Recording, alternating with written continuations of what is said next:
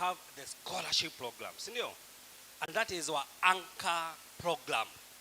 Yeah, that is where you are many a times. Then we have the Tungane.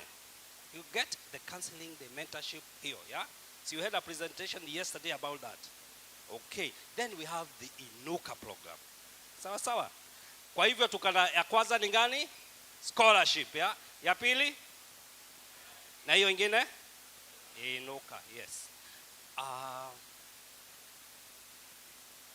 KT, by now you know, is transform you socially and economically. As the student grows, akiendelea, kule alitoka, kuna sahili nako kuna endele. Wazazi wetu wale tuliacha, wanastahili kuwa wanaendelea. The challenges we have as we go around, as we hear from you, ni kwamba sasa niko 4th year, 5th year. Sasa nitarudi home aje sasa. Kule nilitoka, yeah, nitarudi aje, and things have not changed. Yeah, and that is a problem which we have. To overcome that problem, that is why we have the Inuka program. Okay?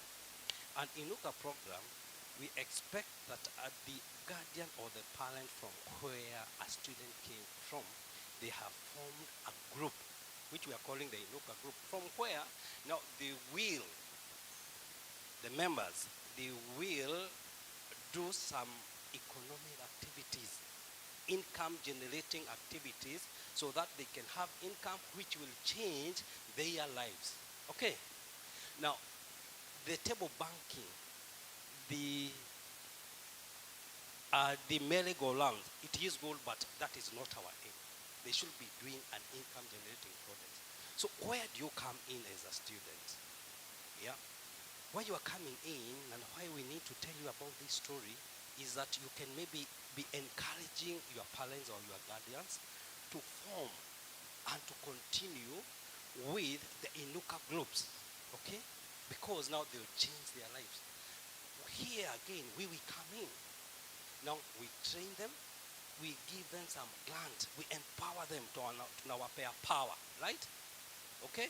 So that now they can have projects which now we give them some income.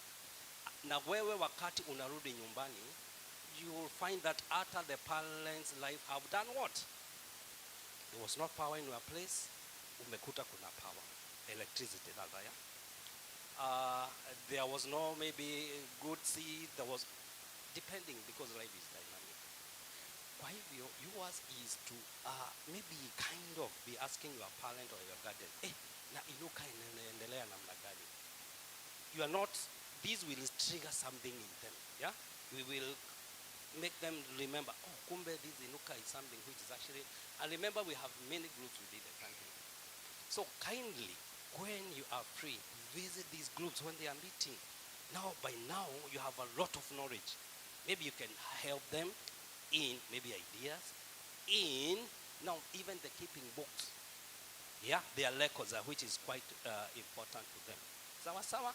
So kindly mention to them, ask them. We are not telling you to go and force them. You are not even obligated to go and do what I'm telling you. But it is good. It is wise to mention to them, to just know that there is this Inuka which continues in other places. How is your, you get it? These will actually help you. Our brothers and sisters from the Muslim community, after this group continues, we give them a grant. Yeah? And this grant is repayable as was. We don't charge interest on the grants. Tumesikia wengi wakisema ya kwamba tunapewa loan na sasa sisi from the community we come from, mambo ya loan ni nini? Interest ni haramu, si ndio? We don't charge, there's no charge. Ile grant walipewa watalipa hiyo. There's no interest. Yeah? So there's no reason whatsoever why maybe a person more so from Muslim community will say, na Inuka sasa wanatupatia loan na sasa you get, yeah? Kindly pass that information that hakuna any interest una charge, unalipa vile ulifanya nini? Vile ulichukua, vile ulipewa. Okay? Kindly help us and also help your parents so that they can change their life. Okay, kindly. Na nyinyi in a meeting which we had with the parents, walisema kwanza nyinyi for the years, muhamuoni wao, mnaona wao ni maskini. Okay, nyinyi mnawaona wao ni nini? You have the allowance which you're usually being given. Sasa see, you've always had money. Ukiwa now all these 4 years. So ukienda kwao, they were saying some of you don't see them, they have anything. And that is where Inuka comes in. We want to put a shilling into their pocket through their own effort. The Inuka grant, it is not a startup capital. They should be doing something. Kuna kitu wanaendelea. Sisi, we come in to empower them with information, training them on income generating products, and giving them that grant. So wasiwe ati wako hapa tu wanagojea KT wapatie hiyo grant ili waanze mradi. You get? They should be doing something. They should be continuing. Let them register after 6 months. That is where we come, we train, and we grant them the Inuka grant. Sawa? Any question? Kuna sorry. Yes. Is there a mic here?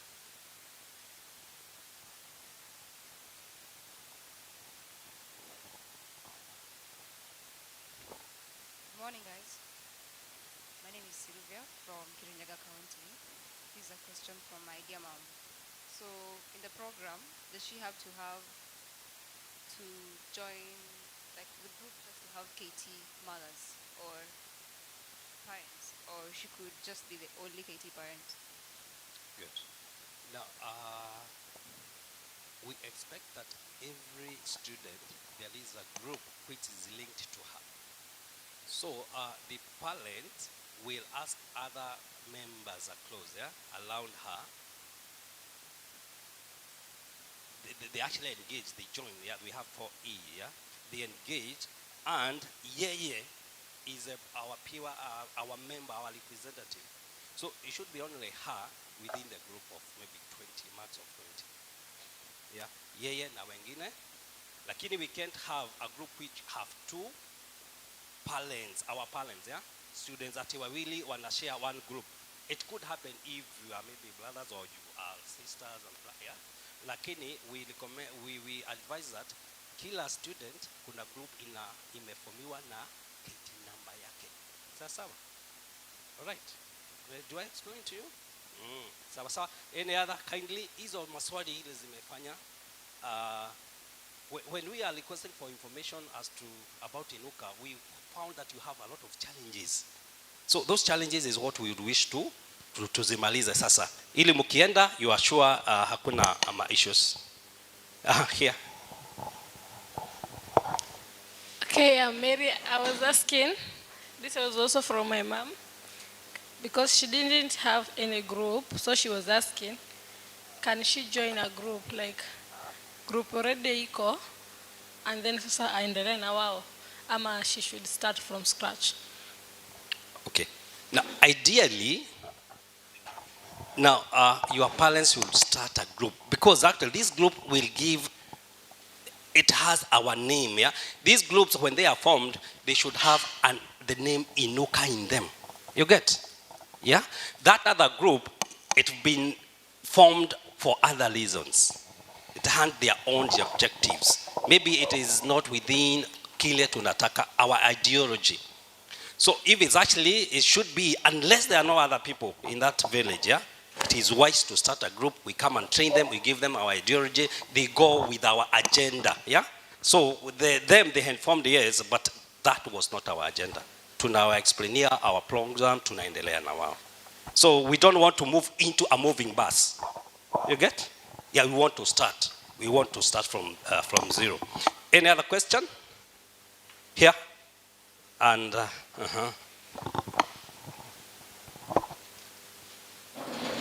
Good morning. I'm Josephine Mwende, KT 451 from Taita Taveta. So, for my mom, it's a challenge because they've already started the group. Then they started table banking. Then it reached a point where the the fellow women, they are not showing up. When they borrow money, they are not returning. So it became dominant. So how will you advise her? Now, we are having training of group of issues across the country. We've actually a trained group of issues for 20 counties. So her issue is attending the groups of issues training because we have limited to that. That is a big topic, yeah? And we have empowered them on what to do in case now the members are running away. How to handle the running away members, the defaulting, wale hawataki na walikuwa members, so that they can. So you can, and again, in all these counties we have a representative who we call Inuka field officers, yeah? They help them. So it's you getting my number, I link your mother with the officer from your county, yeah? Your county. But we can talk so that now I can know what is that problem. We were in Taveta last week or so I believe he attended there. And that usually is actually a major problem which we are trying to handle across the country. Monuve, and a question? Okay, thank you. My name is Gabriel Ngangi Monuve, KT 357. I'm from Kitui County. Okay, so my question is, maybe when they are choosing their group members, which criteria should they use? Should they look for young women or old women? Because you may realize there are those who are very old, but they are willing to be in the group, but they don't know what they should do.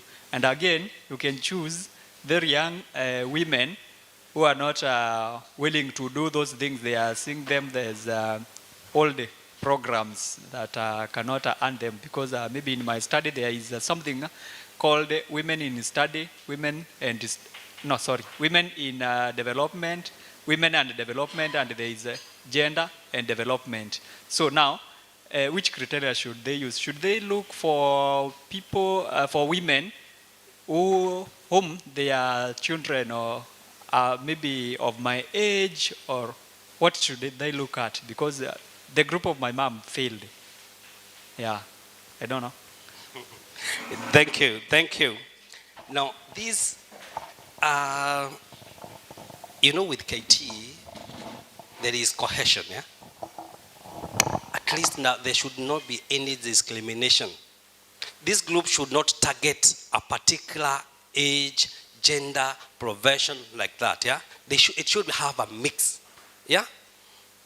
There was the young, the what, because again, this is a continuity. We would like the group to continue. It's not for maybe the very old. And again, when the young blood comes, it gives them now the energy. So anybody, we encourage this group to have every character, every person. Hakuna ati ni huyu au ni wale. Ati ni group only the very educated ones, or maybe the very young ones like yourself, or maybe the old mamas. We need to have a mix, yeah? Hakuna criteria, ni wale wanasikizana, yeah? Yeah, we have what we call 4A. They engage, sasa wanakuja pamoja, wanaelewana, yeah? And then from there they will. So those who will elewana, they are the ones who will form the group. No criteria whatsoever. Provided amekubali atamove na wale, there is no criteria in forming a group. Provided they are of that locality. Isiwe ati mmoja hako hapa, mwingine hako Mombasa. No, should be from the area the students have come from. Okay. Sawa? Am I finishing? Any other question? Yeah. Pande ziko mingi. This is a hot topic. I wonder why you are not bringing these when you are first years, When I was huko first year, hata hawakuuliza swali. Naona sasa mnaona red flags, mnatoka. Haya. My name is Jacob Kamau Miano, KT407. I have 4 questions for you. One is, how often do the field officers who have been allocated the different countries, rather counties, visit the various groups? And how does the office manage that? Because I remember there's a time they had communicated to visit my home, but my mom was away, so she had to come so that she can be there. But then again, they never communicated, neither did they say if they'll still be coming, and they never showed up altogether. And the time they had to go and look for her in Anyuki, but when they went, they also didn't find her. She didn't communicate. The other question is, what is the maximum number of people that are allowed in that particular group? And what happens in a point where one of the members refuses to adhere to the, what are they called, rules and regulations or conditions to which they must come up, or rather, what is it called, obliged to, or rather do, for them to stay in that particular group? What is the process of escalation? Okay, so who is reported to? And then the other question is, what happens when members leave? Do we get new members? How is that process? Thank you. Thank you. Now we've like gone into the program. I thought I was just mentioning, we are in the program, yeah? Now, as I've actually said, that is that we have a Inuka field officer in all the counties. That is one. They are expected to visit the groups, not the homes, yeah? The groups in their meeting once per quarter. Okay, once per quarter they should organize the group of issues, or they should organize with the IO4, yeah? The other item we've reached is you are not reaching the IO4, that is one, and where do you now go after that? If they are not reaching, we are there. We have the NUCA, we have the secretariat, and we have the KT office, yeah? So they reach unto us, and these parents, they have our numbers. We've published these numbers to them. Now, the other question, if I'm first, is actually about the members now who are leaving or who don't want. Now, they actually have to do what? To get new members if they so wish, yeah? Remember, this group, they have their constitution, because that is another issue. They have their rules. If you don't abide to the rules as per their groups, which we don't go into putting those rules, yeah? Where unachunjwa unaenda nje, wanaleta yule wanasikizana. Sawa? Have I answered the 4? Which is the 4? So ideally, it is when we let your parents learn the thing. As we come to give them, we empower them through maybe skills, empower them through maybe the grant, yeah? We don't move into the management of this group, okay? First one maybe, yeah? Tumemaliza? Good morning. Morning. My name is Njoroge, KT391. So mine, it's not a question, it's an issue. So I was talking to my mother the other day, and she told me that the initial meeting for the initiation of the Inuka program was held. And then what she told me is it happened so fast that they didn't grasp the whole concept. And then she told me that they were told they are going to be reached out and another meeting is going to be held. That was some time back. But up to now it has never happened. Okay. So here we're talking of actually the first meeting when Inuka program is being maybe the home visits ideally. So we actually have told your parents that theirs is not also, if they are not reached out, theirs is not also to keep quiet. We've actually seen being a problem. And at times when we call them, it's like they've never heard of Inuka. When we start, we have told the parents, if they have information, they should reach up to the Inuka field officers. Okay. So in that regards, you can now, you can talk to me. I give the phone number of the officers of that county. These officers are the ones who come back now and train them, know how they are going on. Yeah? Because again, they have the skills. We've trained them on how to handle the cases. So, hii mambo ya kuwa ati hatujui ni parent who have not reached out to us. Okay, students, scholars, nimeenda sana.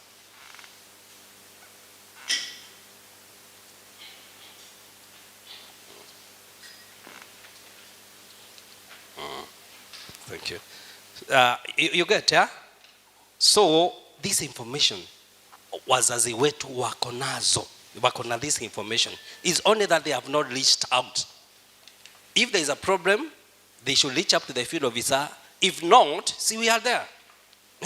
We are there. You guys, you ask your your allowances, how do you reach us? You know? And by the way, you should know that now, for now, the grants we've been actually given so far to the groups is 145. So that's like 14 million which have gone out there to this group, and they are doing well. Yeah? Those are the ones who have been granted. We have more groups. We have like 250 groups. They are operating, yes, but they've actually not come to get the grants. Yeah? So, if your parent is not into the program, now you can assist them. Give them information that this is happening, and this is the way to escalate. If there is any question, reach unto me, reach unto the field officer, so that they can be assisted. Inuka is actually working. We have groups which started very low in fact in Western, and now they have over 1.5 million in terms of money which is circulating. Yeah? In fact, the grant which starts is of 100K to these groups. They actually go for this. They can request for it for the first time and the second time. If they are by that time, because now they want more money, they write a proposal. Now we can see whether you can give now a 300 or 400, depending on the proposal, which itaangaliwa. Yeah? They write a proposal on what they want to do, how the income, that tunayaangalia. If they require more money again, we have partners who will now tunakupeleka for these financial partners, and then now you abide to their rules, and then you move on. You go commercial on the loans. Sawa sawa. We have trained them on the activities to do. We've actually shown them the formula to get to know the gap which is there in their society, and be able to have an income. The problems they have in their society, how they can convert that problem into a business. Okay? So ideally, with those who are from northeastern Kenya, they are doing well. They know they buy goats at the beginning, and then after 3-4 months, they are selling the goats, and they are paying the whole Inuka loan. Though we don't encourage that, but you see, they are doing something. So there's no reason. You will not tell me that maybe Makueni, Kitui, or whoever it is dry, there's nothing we can do. Kindly they can. Let them not fear getting a grant, because this is actually where they can be able to be assisted. Sawa. Have I concluded? Kuna swali ingine? We don't want to take a program's time. Good morning. My name is Ian Kibor. I recently graduated. So mambo na allowance sha. So nilikuwa nauliza, can I still urge them to form the group? They have not yet formed the group. Correct. That is true. Ideally, as I've actually said, in the life of a KT student, they ought to have had a group which was formed. Munanishika. And they should form the group at any given time. Yeah? Okay. In fact, we are struggling with the kind of parents who have now had students who've graduated. Yeah? We are finding their parents now sijui ni aje kuko aje, wamesaidiwa lakini wanasema now that me and my sister ni nini naenda kuform groups namna hiyo. Wanalinga kuform nini? They don't want the trouble to form the groups. Okay, we are not pushing them, but for those who are willing, we are ready to go with them. So kindly ask our parents to form the group, and we will move on with them, because that is the agenda of Kenyatta at last. Yeah? We want to help, we want to transform not only you as a student, but also the parent and guardian. Yeah? Sawa sawa? Okay? That's it? You're here? Hello. My name is Ruth from Wasingishu County. Mine is a challenge. My mom is a field officer from Wasingishu, but the challenge is she has been coordinating the groups more than 3 times or so forth. But the thing is, in the village, there are no receipts for fare and everything. So to get the fare back is a challenge, because there are no receipts for these matatus. Are you seeing her claim for the money spent on bus fare? Yeah? She has never claimed because there are no receipts. I get that. I think unless there is some misinformation, even us when we travel with a matatu, do we get receipts? Do you guys get receipts for a matatu? No. There is a form to be filled to claim the expenses. Okay. Now, she should fill that. It come to the office, we will scrutinize that. And we advise them. There is a forum for IFO. There is a WhatsApp group, and we communicate that. Now, it's only where where a field officer will have accommodation, that is the time when we'll ask for a receipt for audit purposes. Yeah. But hii mambo ya bus fare nini airtime, we don't. There is a form to fill so that she can be reimbursed those costs. And tell her if a field officer, like maybe counties like Turkana, which is so vast and wide, she cannot be able to toa the pesa in advance. They like the claim in advance. Pesa ikija, ndio atafanya nini? Ataenda. Sawa? All right? Any other? Tumemaliza? We still have time. We can continue. My name is Benson. So mine is an information from my parents. So then when Mr. Jacob was still in the office, he was the one advising them, telling them what to do next. But now that he's nowhere, so they are stuck now. But the group is still active.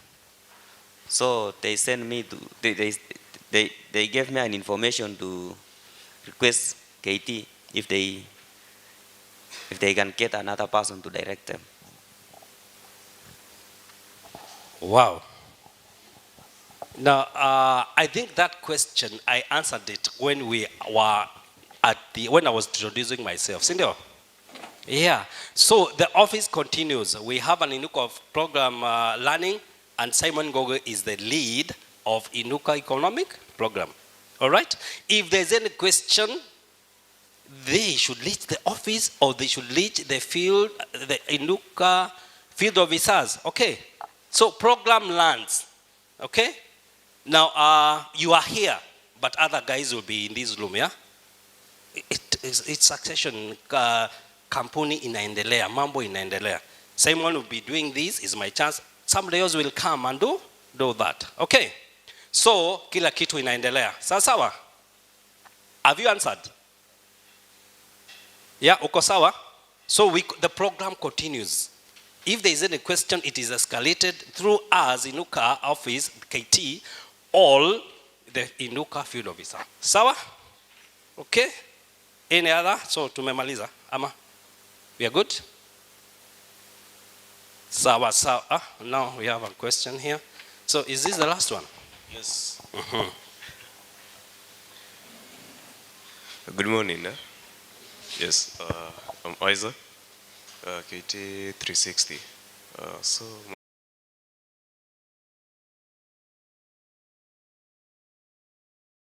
unaingia room mwingine? Hapana. Okay? Yeah, they remain in that room. And you students, kindly, you scholars, kindly alert your parents not to own these groups. Yeah? Not to own them, because tukienda huko tunasikianga wanasemanga kama si mimi, nyinyi wengine ambao si wa KT hamungefaindika. Yeah? And it becomes a problem, and we are finding that hata wengine wanasema kama mimi nitajoin hiyo group na mimi niletewe mtoto wangu tuweke wapi KT program ili tuendelee. Are you there? Tafadhali, let them know that now they have to now remember there is in our vision there is transforming lives, including the community from where the scholar came from. So it's not only about you and your parent, but also the community around there. Sawa. Hapo muangalie sana. Lakini we've been having very great stories, yeah? Where now, and this where a group started, and they are doing wonderful. We've granted them, yeah? They started with 100K. They've granted them, and they are doing so well, which we're actually so happy. kindly encourage them to continue doing that. Where there are problems, assist them. If not, let them reach the field officer, or they are reached unto the office. Ensure that they are in the group of the WhatsApp group of the field officers, so that they can be getting this information that you are getting, or that which they should need to be knowing within there. Sasa wasiachwe nyuma, hata ikiwa maybe mzazi hana akona simu ile ingine ile katururu, find a way, maybe get the number of another field officer, the neighbor, so that anaweza kuwa anaambiwa ni nini inafanyika. Sasa weni thank you so much. If there's no other question, asanteni sana kwa kunisikiza.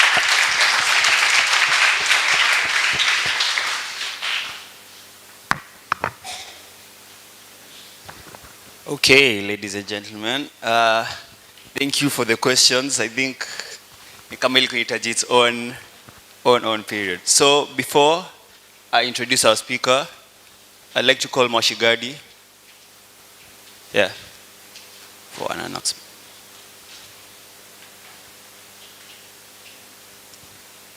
Hi guys, how are you? Are you guys redefining ready? Are you redefining ready? Yes, our mantra is wisen up, skill up, and stand out. By the end of this week, you're supposed to have wisened up, you have skilled up, and you have done what? Yes, so when you're out there, tunaona, watu wakikuona, you're walking boastfully, you're saying, people are saying, unaenda ukiwaambia, ukiona vyailea jua vimefanya nini? Vimeundwa. Na hivi ndo watu naunda vitu. Sawa sawa.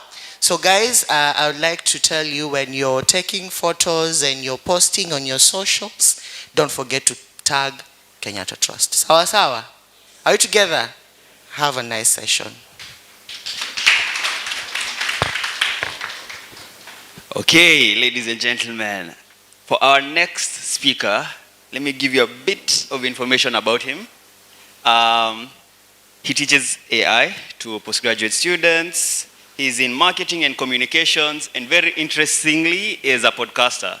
So let's do Gear 2. Mnakumbuka Gear 2? Yeah. Gear 2? Yeah. Gear 2 as we welcome our speaker. Let's go.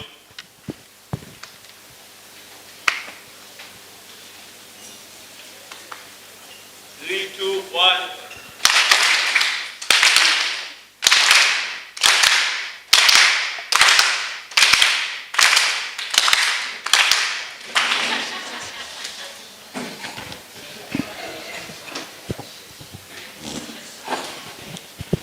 Hello everyone. How you guys doing?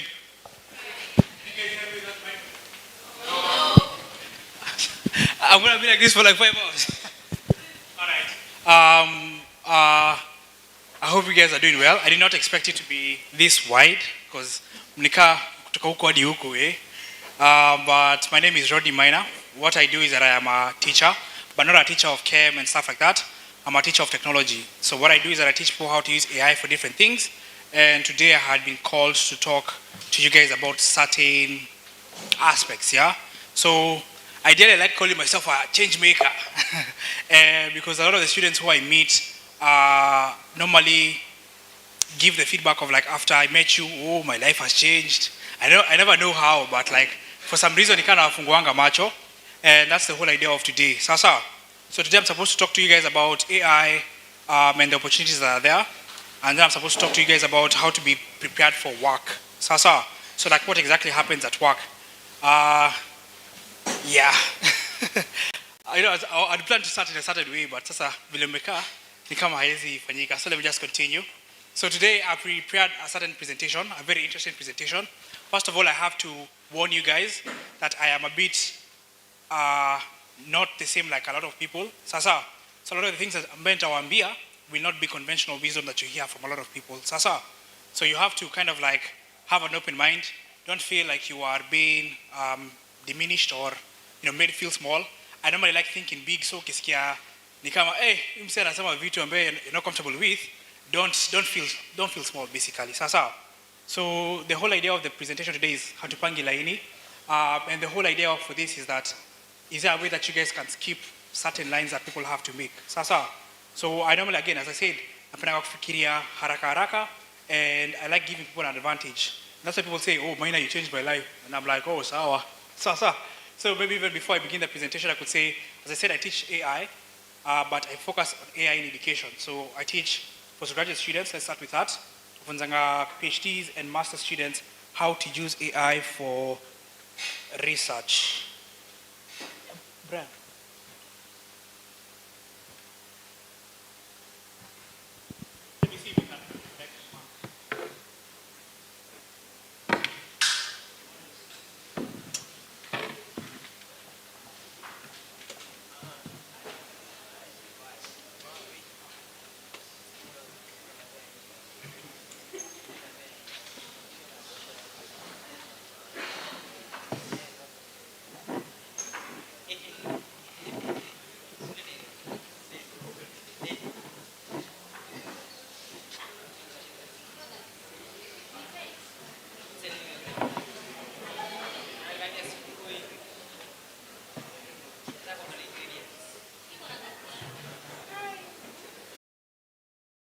How much money does it take for you to start a business? Random questions, random answers. I might pick you guys. The guy with the lapel. You. How much money does it take? What's your name? How much money does it take for you to start a business? This other guy.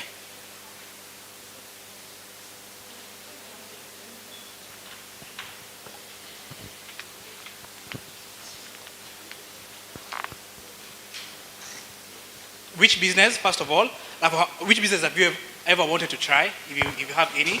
How much does it take for you to start it?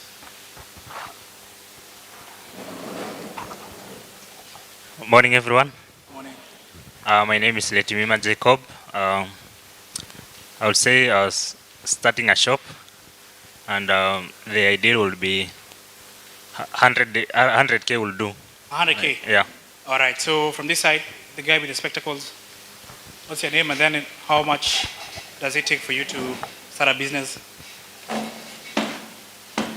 Hi everyone. Hi. My name is Mohammed Hussein.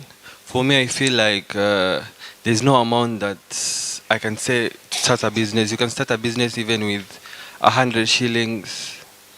Yes, depends with which type of business do you want to start. Inategemea with which type of business. Like,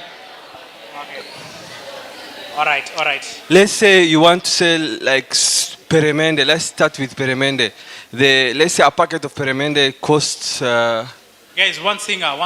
One song. Yeah. Let's say kama wale wa jam pale wanauzanga sweets tropical. Let's say it is 60 bob. So akiuza peremende tatu 5 bob, that's a business. So depends with how much you have. Thank you. I want also from a lady. Maybe the lady, I don't know if it's a hijab or what. So say your name, alafu which business and how much money it will need to start. Nasema 300K. Business gani?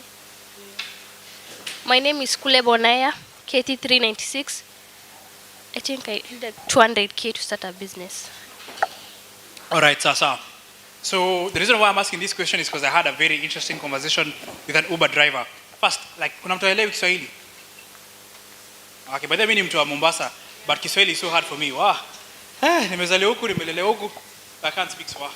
So I had an interesting conversation with my Uber driver, and basically this guy was telling me about how mtoto wake amaliza uni, mtoto wake ako na mashida mingi, ananiambia, oh my child, what can I do to make my child like better? So like I just told him, okay, so let me just call the child. So akapigia mtoto wake akaanza kuniambia vile, oh, him is confident he's going to be a millionaire. I was like, okay, what is stopping you now? Like, what are you doing now? He's like, oh, me, I'm just at home. I'm like, okay, why are you at home? He's like, oh, it's because I need money to start a business. I'm like, how much do you need? Guess how much he said? He said he needs 25 million shillings to start a business. And I'm like, boss, you are at home. 25 million shillings, you're 1 shilling. You get? And then even your dad like has to do Uber to supplement his income, and you somehow think that he's gonna get 25 million shillings yuanze biashara. You get? I feel like a lot of people in this world wamedanganywa with the likes of, because I asked him, where does he get it from? Guess who he said his mentor is? Boom. Yes, a Kenyan influencer. Ambaye anaonyeshanga pesa. Janjarukaad, perfectly. So, so na baadaye watu uliambianga nafanana na yeye. Mtu asiniambie hivyo. So, this guy is looking at someone like Janjarukaad, someone like Andrew Kibe, and they're like, oh, me I'm going to be rich when I'm 18. Because he told me by next year atakuwa make 1 million shillings a month. And I'm like, boss, you are at home. There's no million shilling you're making. At 100K atafikisha, hadi chwani. You get? Because he's always at home. But the thing is, people don't really understand what it takes to start a business because, as the guy had said, Mr. Mohammed, you said your name is Mohammed? Yeah, I said like you don't literally need any cash for you to start a business.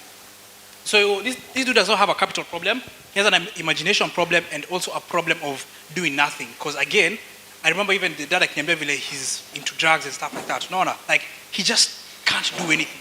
Nakanga nyumbani akifikiria Janjarukaad anakuja amsaidie.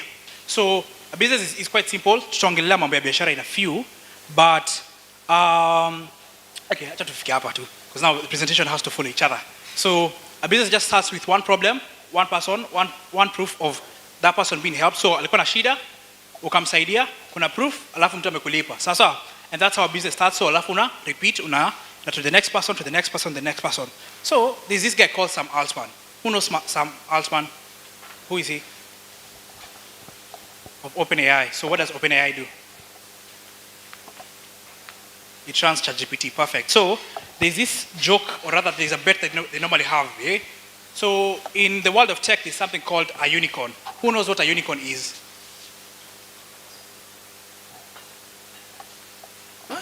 Hey guys, mnasomanga news gani? Zaruto. Anyway, so like a tech company, a unicorn is $1 billion company or a company with $1 billion valuation. So for you to reach $1 billion, it means you have to have an insane number of customers. So think about the likes of Facebook, Google. In Africa, we have Flutterwave, I think. This is $1 billion company. And we have Tukana Kada basically in Africa. I think Egypt has the most. So there is a bet that they have of when will the first $1 billion company owned by one person, run by one person happen. And guess why this is a bet? Anybody? Why do you think that $1 billion company can be run by one person? Guys, think about it. Like who made this bet? An AI CEO, an AI company CEO. Sindio? So why does he say that there's going to be $1 billion company run by one person? Because of AI, guys. What? Because of AI. Who knows what AI is? Or rather, mtu atuambie what AI is.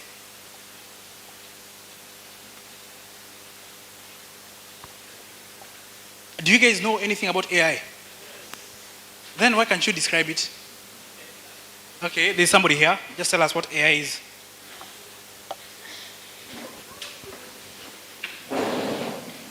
I'm Josephine Mwende, KT451.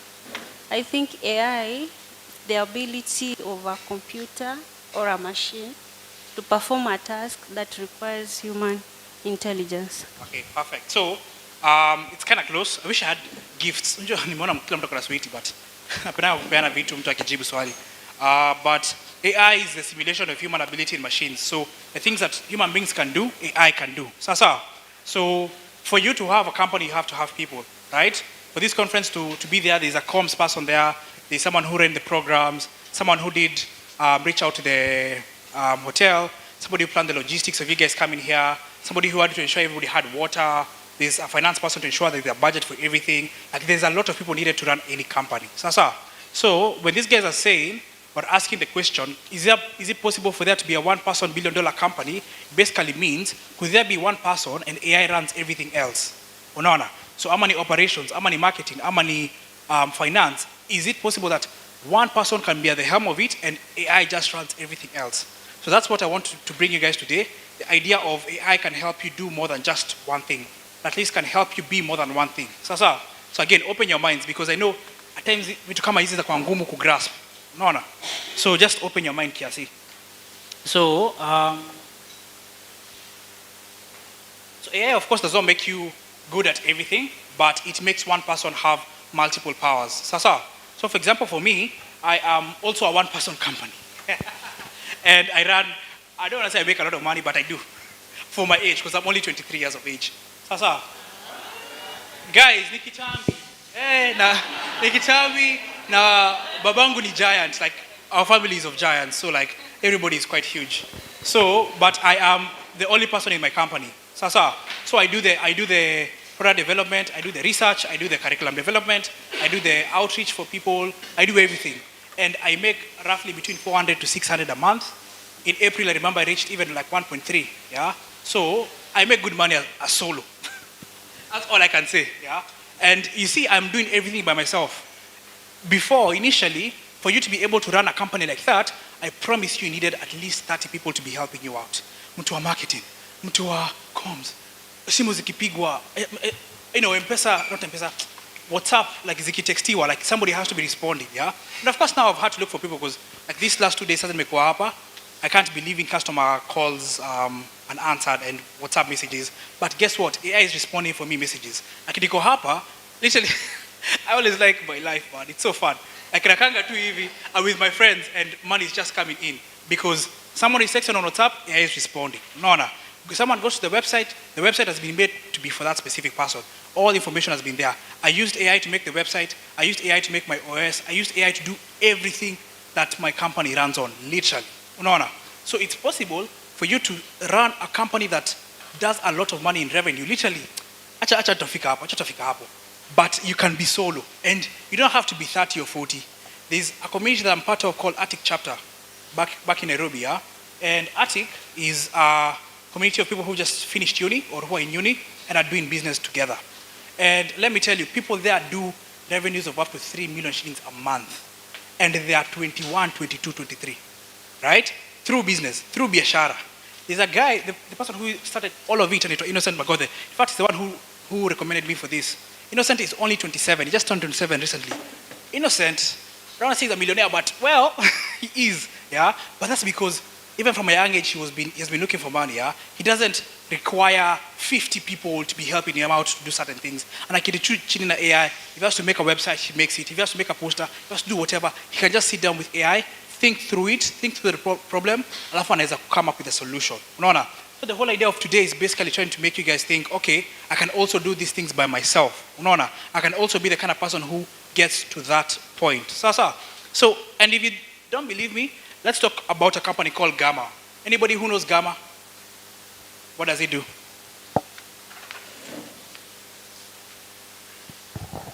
I'm Jacob Miano, KT47. Gamma, I think it's an AI agent that helps you to do presentations. Right. Yeah. I'll give you 100 bob.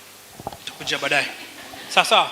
So there's a company called Gamma, and Gamma makes around $100 million in annual recurring revenue. Annual recurring revenue is basically how much money they make at the end of the year. $100 million. And they have around 100 million users on their website. But guess how many people work for them? 50 people. They have 50 employees and they run such an operation. Guess why again? AI. Unaona? Like, it means that each employee gives them around $20 million. I mean, $2 million. One employee gives $2 million. Imagine, one. One employee serves 2 million customers. One employee. Just because of AI. How many customer support? This AI. How many nini? This AI. So this is the kind of mindset that you guys need to start having. No. Okay. So Gamma is one of the biggest companies in the AI companies, and they make a ton of money from very little people. So if AI can help you research, write, design, sell, support, and analyze, what is actually stopping you guys from making your first 1,000 bob? So you guys are third years and fourth years. Who here has ever made any cash?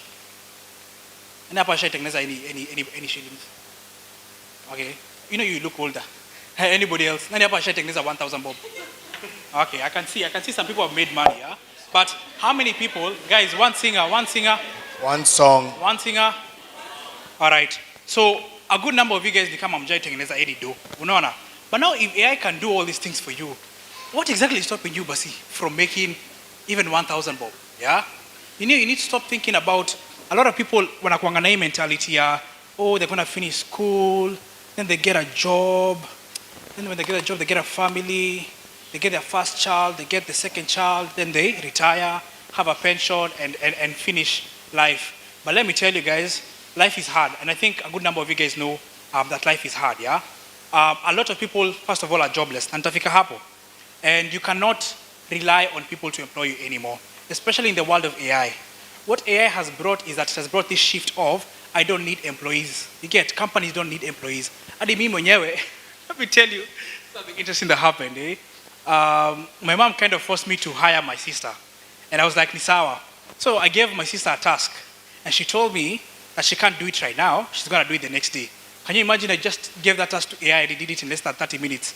And after the next day, she's just like, oh, you copy the cousin call, like, oh, he already did it. You get, like, so yes, I've hired her, but I'm like, man, AI can do it. Like, if you tell me, no, you can't do it right now, I'm like, ChatGPT, Claude, do this for me, and he does it, right? So unapata, I asked myself the question, like, why should she be in the company if AI can do these things for me? So what that means is that you guys also mnafaa kuwa hivyo, mnafaa kujua hivyo.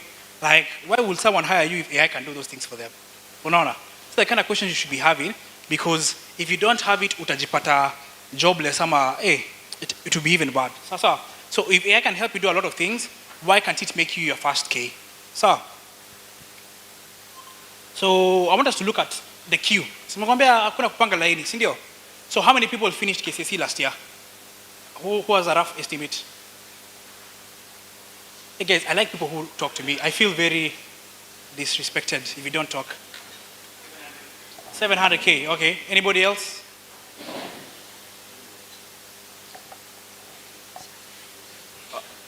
$800K, all right. So approximately 900,000. Please talk. This is very awkward. No. I feel like I'm not supposed to be here if you don't talk. Okay, yeah. So last year there were around 900,000 people who finished KCSE. Around 300,000 are the ones who passed the mean score of going to university. So in 2025 there were around 822,000 new jobs. But out of those 822,000, 87.2 were informal. So that means kupiga deki, I don't know, jua kali, matatu, and stuff like that. So only about 100,000 of them were formal jobs. So you can imagine, if let's say there were 900,000 people who finished high school, and added to China 900,000, let's just take the 300,000 people who finished, who got into university, yeah? And those people are all looking for those 100,000 jobs. And remember, every year, kuna watu ambao na graduate. So last year, kulikuwa 300,000 people, only 100,000 got a job, right? So 200,000 walibaki kama deficit. Then this year again, kutakuwa na 200,000 extra. Then 200,000.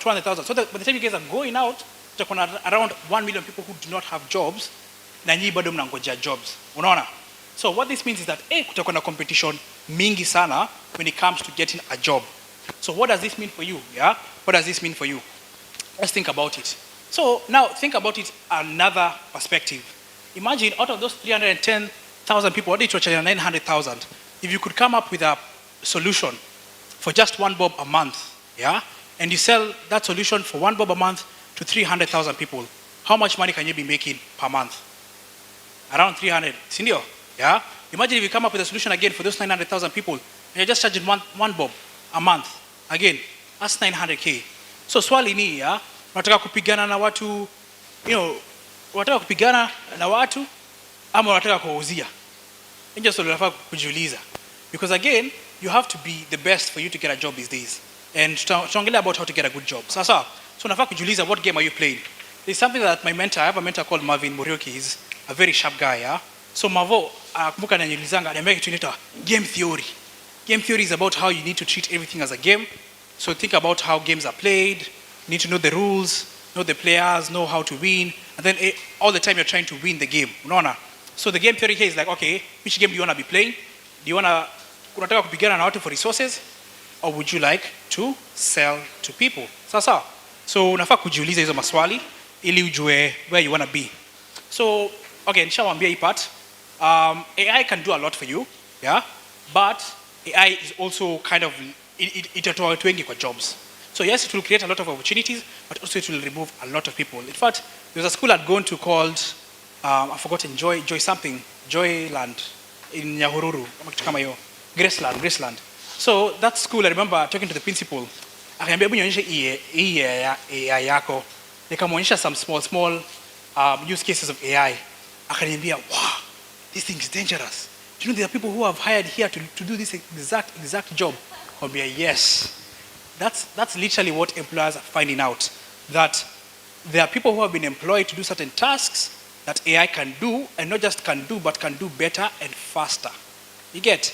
I don't know how many of you guys are into software, coding and stuff like that. Anybody? Anybody? I can see 1, 2, yeah? Do you know code? You know AI writes code 50 times faster than a human being. 50.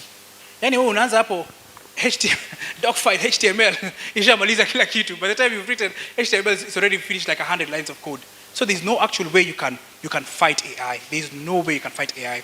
So normally I tell students, or rather the people who I talk to, instead of thinking of AI as a competitor, you need to ask yourself, you have like 2 squared 2, yeah? 2 squared 2 is like double 2.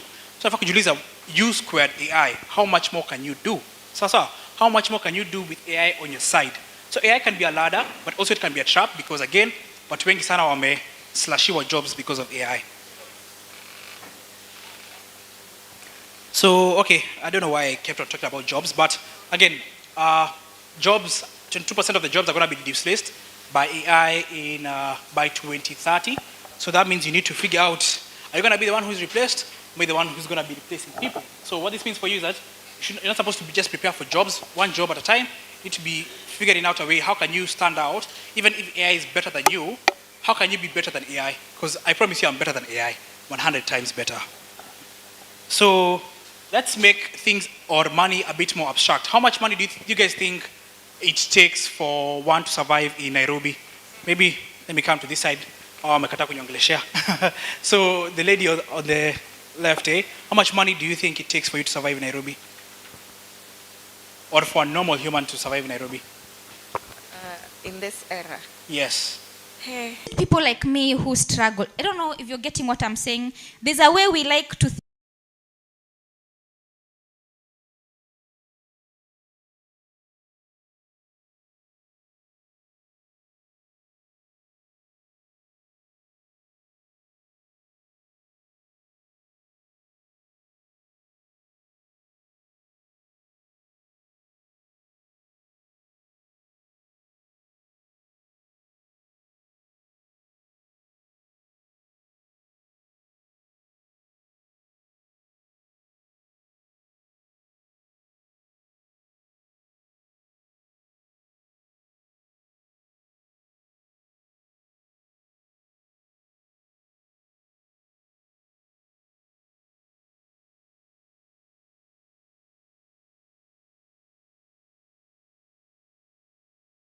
pays 18K for rent, 10K for food, entertainment. He had like 25 Gs.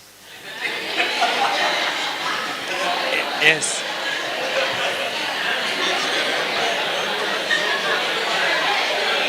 Hey.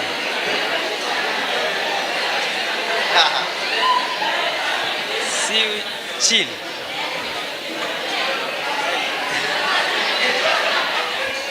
One singer.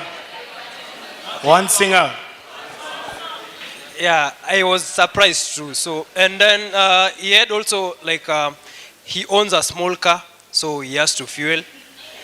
About the fuel, he said that it varies depending on the time of the year.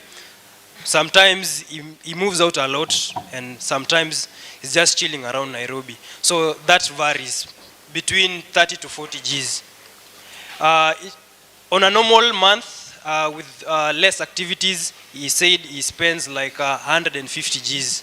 That's on a normal month with no more activities, like not really. So on my side now, usually I live in the east side of Nairobi.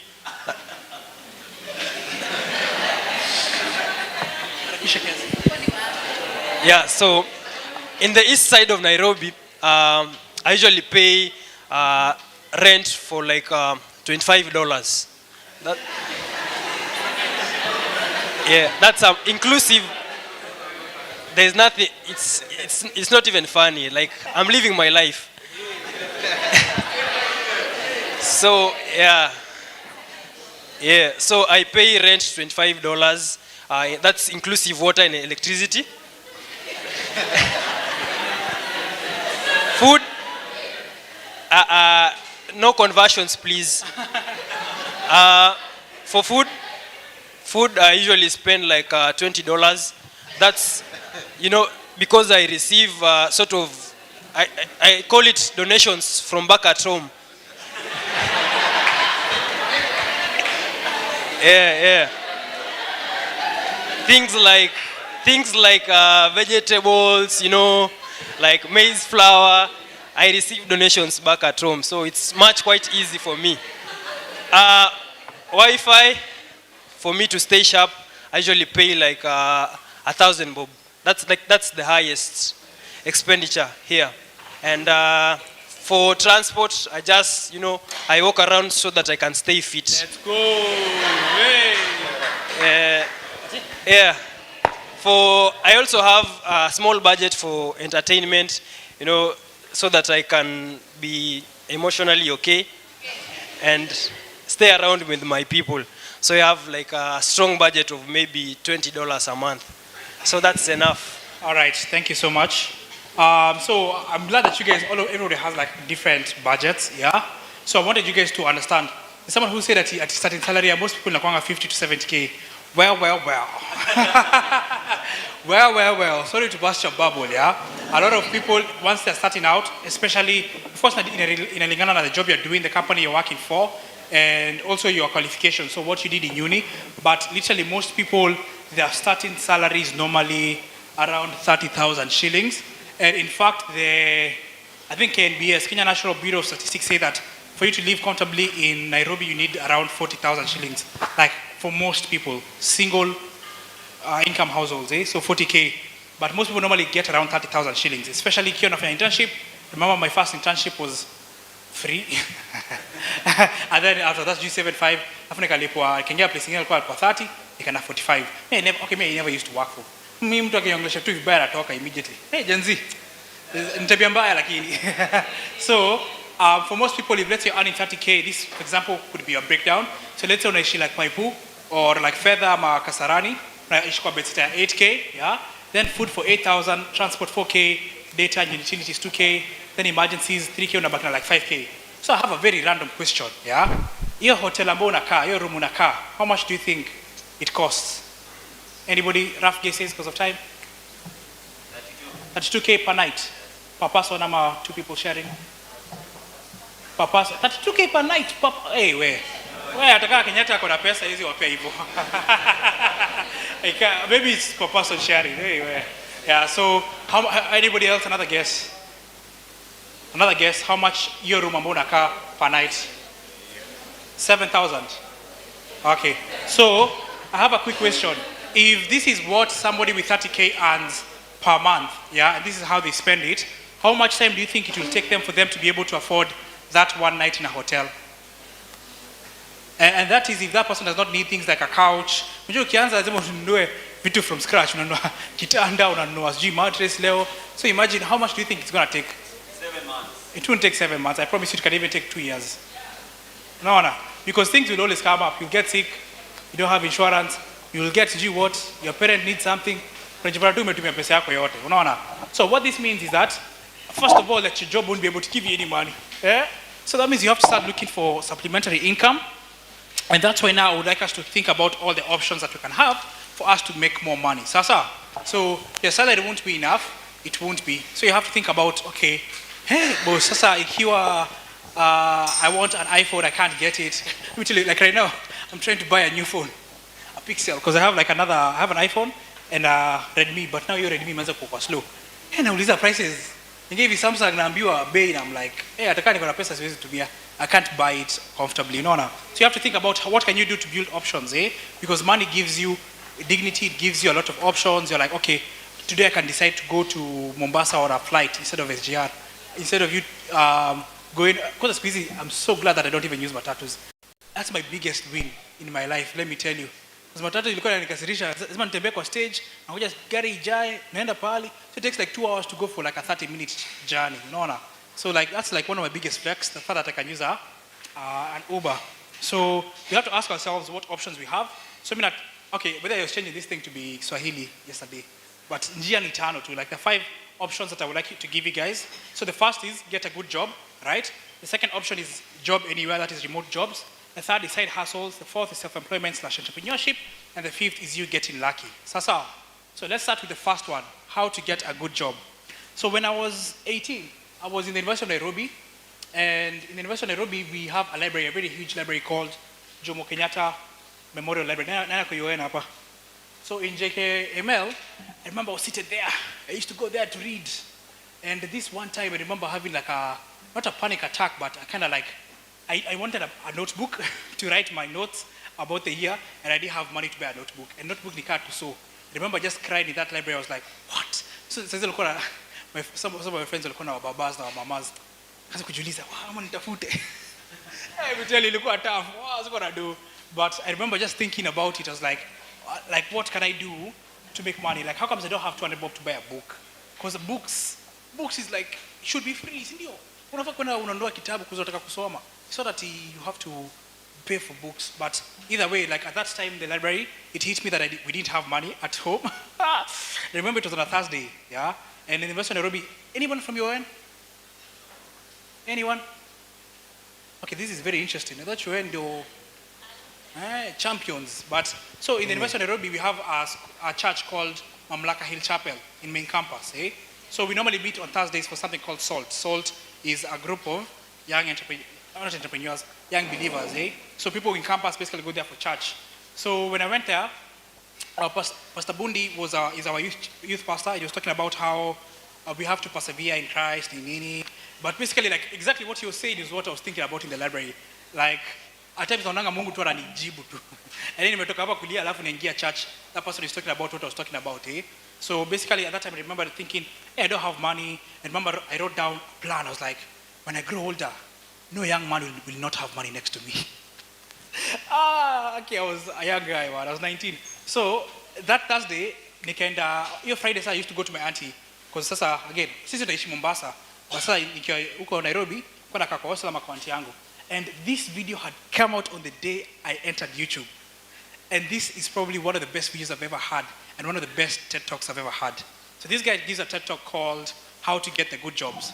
And his name is Taylor Doe. So Taylor is a very interesting human being. He's white, so that means he has a lot of privilege. That's why when he was in America, he was just like, you know what, I don't think I want to live in my side of America. I want to go to the dark side or to the downtown, to where like black people are. And he took care of certain kids. So he had these kids who they used to go around during Valentine's and take people to like and give like ladies who are working flowers or people who are working flowers during Valentine's, and they were even on the newspaper. So this guy had these kids. There were 3 of them. They were like brothers or like no, yeah. So this guy, what one of them asked him, I think it was this guy, alimuuliza, like, how can I get a good job? Yeah, how do you guys get good jobs? And good jobs means like, how do you get a job that makes you, fly to Mombasa? Get a mashigadi. How do you get those jobs? I mean, I could fly to Mombasa, takes you to Brazil, takes you to where, that pays you maybe, good enough income for you to survive. Not just survive, but thrive, So he was asked that question and he couldn't answer it. He was like, oh, by the way, how do I get the good jobs? So on that day, he faltered. He couldn't speak. He didn't have an answer on how to get a good job. So he made it his research. He was like, okay, how do people actually get good jobs? And that's what now I would like to start with. How do you get good jobs? Maybe we could guess, yeah? Mniambie, how do you get good jobs? We start with this guy with the yellow. How do you get good jobs? Again, good jobs, they pay you really well. Here's a 30K. So how do you get good jobs?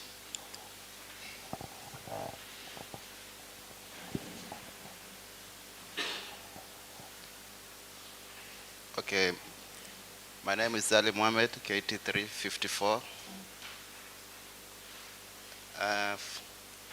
For me, I think kwanza ni ukuwe na knowledge, then ukuwe na connection. Okay, yes. Anybody else with a different opinion? The lady white, how do you get good jobs? Hi, my name is Alinda Kananu, KT49.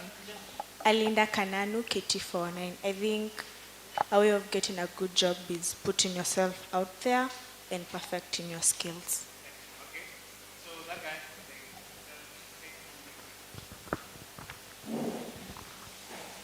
Hi guys, I'm Lord Leonard KT number 511.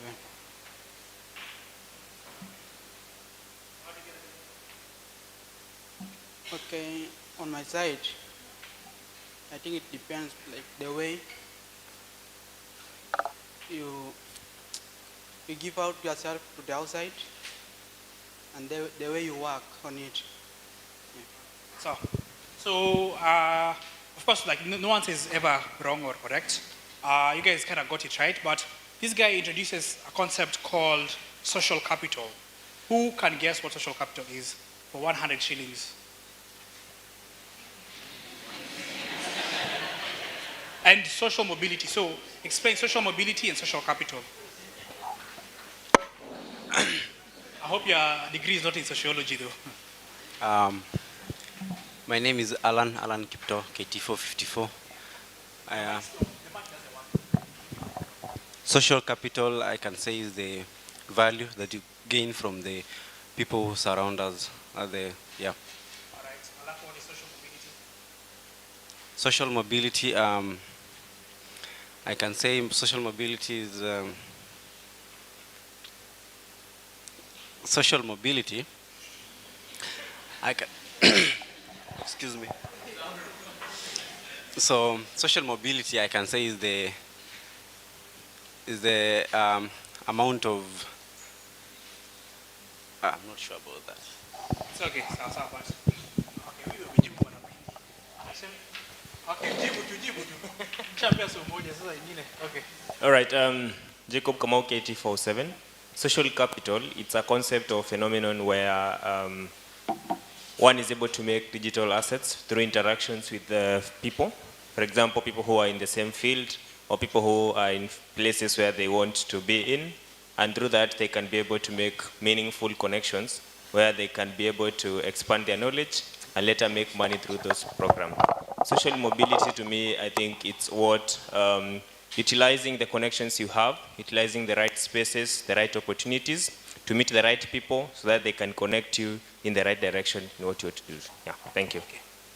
Okay, it's not bad, but hajapata. Social mobility ni kama umepata, but hiyo kwanza kupata. So social capital basically is how much value do the people who you know and people who know you have, right? So for example, mshaisikia ile kitu ya if you need to borrow 10k right now, alafu uende from the beginning of your contact list until the end, is anyone who's going to give you 10k? Yeah? If you need 200,000 shillings right now, you need to borrow again that 200k. Contact list unaanza A to Z. Anybody who you can borrow? What's the maximum? But I want to hear that part. What's the maximum anyone in your contacts can give you apart from your parents? Achana na wazazi. What is the maximum that anyone thinks like the highest? So if let's say you're in an emergency, yeah, and you need cash, what is the maximum amount of money you think people in your contact list can give you? Maybe unaweza ongea na your neighbor. What is the maximum? Is it 1,000? Ama 2k? Hadi 1,000 ni ngumu.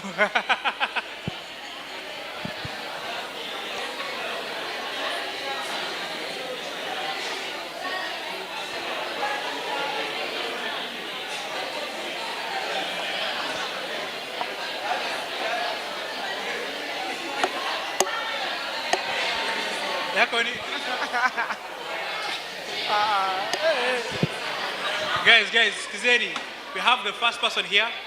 So, one singer. So, what is the maximum people in your contacts can give you? Okay, for the moment, I can say maybe 20k. 20k. Tumpige sasa kutupia laptop. We want to try.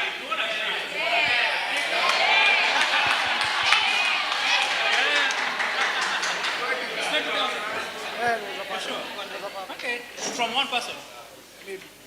Interesting. So let me hear from this side. So like, what is the maximum someone in your contact list can give you? Less than 10k maybe. Mko na wadosi kwa hiyo simu zenu? Kila mtu anafaa kutuchangia hapa. Okay, naona hapa mtu ameinua mkono. 100k. 100k. Woo! Hey, you people have rich people in your contacts. All right, that's very interesting. So basically that's what social capital means, eh? Guys, one singer? One singer, one singer. One so song. Basically, if you need something, who in your vicinity can help you? And I know you guys have some like big numbers, but I doubt it because when I was your age, I don't think I didn't get a 2K. Like honestly, like from just one individual, 2K, 3K max. Unaona. So for you guys to tell me 100K, I'm like, hiyo ni jaba. Kama ni unyangotea tunapigia. You guys, stay guided, stay guided. Anyway, so basically it talks about something called social capital and how your net worth is literally linked to the people who you know. I think you've already had a session on networking and you've been told that you need to introduce yourself to certain people, right? You need to be known by certain people, but it's not just about being known, or rather knowing people. Unajua kuna watu wanajua hadi Trump ukimuuliza kwa like, I know someone who knows Trump. But Trump hamjui, hadi acha Trump, like maybe even your MP mwenyewe hamjui, but ako like, yeah, namjua, but that person doesn't even know their name, unaona? So that at times unajipata kwamba you know someone but they don't know you. So if you need help, you can't even call them to help you. So he talks about social capital, and then he talks about social mobility. So the social mobility now is kuna social classes, I think you guys know. Kuna high class, low class, and stuff like that, people in the middle, and stuff like that. So social mobility is how to move from, low class to high class, hivo. So he talks about how, for you to get the good job, when he was now doing his research, right? So he was doing his research, and he interviewed a lot of people who had good jobs. So think about the teachers who, unapata mwalimu ambaye anapata 70K. 70K is kidogo. Like a teacher who gets 200,000. I remember when I was in high school, I used to be a truant. I never used to go to class sana. So this one time I hated, we had physics, summer math, and our principal was teaching, Mr. Pakle Mugaisi, he's one of the best teachers. So our school was private, international, so unaweza toka ukijisikia, unaweza lala ukijisikia. So me, I left. I was like, mwalimu, I don't want to do this class. And I went to the principal's office. Na alikuwa amefungua laptop. So me nikaingia. There's a place where imeandikwa records of how much money anyone makes. And guess how much the principal was making? Okay, close, but it was around 1.3 million shillings. And I was like, wait, a principal? Other people see that teachers don't have money. Yes, sasa nikajua, kuna levels, eh? But basically, how do you get a job like that? How do you get a job that can give you 600K, can give you 300K? When I finished uni, we graduated in August, and a lot of people have gotten different jobs. So I know somebody who is doing his internship or his first job at 30K, somebody else at 65, somebody else at 80, but I know one lady who's getting 210,000 shillings from her first salary, and she's not doing med. She's not doing med, because I know med courses and engineering just are big money, but she's not doing med. And I put her 210,000 shillings, and she did degree biochemistry. She did a scientific course, yeah? So how do you get a job like that? How do you get a job like that that can give you quick cash haraka? So this dude now, whenever he was doing interviews, he used to hear a certain word that everybody had, something called an and then moment, right? So he calls it in the TED Talk an and then moment. And this and then moment was comprised of someone, not something. It was always a person that led to them getting the good job. So unasikiza mtu anakuambia, I was, so for example, like that lady who got the 210,000 shillings gig, she's my friend, Tiffany. Tiffany works for the Bill Gates Foundation. So Tiffany, we used to volunteer in uni for an organization called ISEC. I don't know how many of you guys menge ISEC.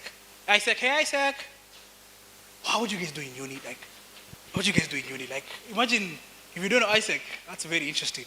So we used to volunteer at ISEC, tukapelekwa a conference called SunCalp. So we were volunteers, tulikuwa tunapelekea watu maji, tunakimbia. So si hatukuwa tunajulikana, because again we were students. So Tiffany is a vibey girl. So she talks to everyone, she's like, hi. So yeah, akaongelesha this guy, and then that guy was just like, oh wait, I like your vibe. So you come to the office, we'll give you a job. Akapata job ya kwanza, yeah? So they went to the interview, but now Tiffany was very clear, hey, I'm still in uni, I want to finish my project, because again, she's a scientist, so science takes a lot. And I think her research was about fungi and nini, so she had to be in the lab like a lot. Akamwambia, hey, can you just give me like 2 months, 3 months, I finish my project, you nipatie your job. So akaenda hapo, akamwambia your job haiko. But guess what? Job was there. The Bill Gates one. So that person who didn't give her the job, who had promised her the job, was just like, wow, I feel so bad. There's this opportunity happening. It was not even Bill Gates, it was at Strathmore Research Institute. So Strathmore has a research center. So akaenda hapo akafanya hiyo research center. And from there, again, there was a lady there who liked her. Akamwambia, there's another gig for the Bill Gates Foundation. And just like that, she got her first job at 210,000 shillings per month. Yeah? But notice it was someone who kept on mentioning them.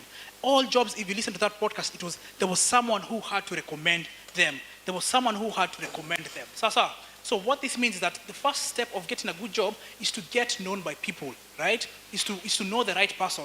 That's what now this guy was talking about. He talks about social keys and talks about how his goal now in life is to ensure that the people who don't have those keys have the keys, because everybody is a key. Wewe mwenyewe unaweza lead to somebody else. Somebody can lead me to somebody else. But people have to be introducing you to someone else. Even for me to get this gig, Madam Beth Kimani had to be introduced to me by somebody else. So somebody had to have mentioned my name for me to get this gig. Unaona? So that's how you first, that's one of the things that can help you get a good job. And that's why I wanted to start with that your party, because in the some connections. So a good job gives you good money, and gives you good money at an easy rate, right? So Nana Cast, I know Tiffany works a lot. In fact, another friend of mine, Akwapa Kilifi, again, a scientist. So mtu akinyambia joto kwa medicine, I'm like, boss, pesa iko in science. Like, if you liked bio and chem, do chem courses one. Anyway, so her name is Cynthia. Also, she was in ISEC, a vice president, and she also gets around 130, 150 a month from her first job. And remember, again, these are people who are 22, 23. We are age mates. I did usually call her birth. I think she just turned 24. Imagine, like people who are 23 are earning 150, 180K a month. Unaona? So how do you get a good job? The first is that you need to be known by people, yeah? And then the second is that you have to be good. So for Tiffany to be good, so when we're in ISEC now, ISEC is an organization that builds leaders or instills leadership into people. So we're in different universities and different chapters. So ours was the University of Nairobi chapter, yeah? There's a Kabarak University chapter. There's an Egerton Uni chapter. There's a MKU, JKUAT, KU. So Julisa, how comes, which university are you guys from, by the way? Maybe you could ask. Is different universities. Also, I know some people are in tertiary colleges, right? So again, in your university, you need to go and ask for ISEC, because ISEC is a door opener. Like whenever you're comparing with your friends, like just because you went to ISEC, you are above a lot of people. But basically, we learned a lot of things in ISEC. So because, for example, I became the vice president, and I eventually became president. So again, in uni, I don't know, but you need to look for leadership roles. Go look for leadership. In fact, it's not available. Your payslip, the Prince. That's when I realized that I have to be a leader, because the next person in command was the Prince was being paid half his salary, 500 or 600,000 thereabouts. And the next person was being paid 350. And the next person after that was being paid 110. They can realize. So now at that time I read about something called the Pareto distribution of wealth, about how the top 20% get 80% of the wealth, bottom 80% get 20% of the wealth. So Napatanga is such a huge disparity in wealth. So that's where I realized that I have to become a leader. So even when I went to uni, I didn't go there to study. I went there to do student leadership. So when I come here to get a first class, I was like, I'm going to be a student leader. And I still got my first class at the end of the day. Yeah. So the first thing is that you must be good. So I went there to become a leader. And when I was in ISEC, I remember the first, when I joined ISEC, I wanted to leave. I'd already got a scholarship to go to France to do my undergrad. But I did not, I hope nobody's going to judge me, but I don't like white people. And I was so scared to go there. So I was like, I have to go there. And then, Dread, I don't know how many of you guys have seen book, The Pearl by John Steinbeck. And I'm a yeah, so like there's this guy called Kino, who really, oh yeah, Koetito and those guys, eh? So Kino really despised the white man because of how they were treated. So I used to feel like that, because like my grandparents didn't have teeth and had like broken whatever. Hey, it was so bad. So basically I didn't want to go to France. I was so scared. But now this guy called Havila came.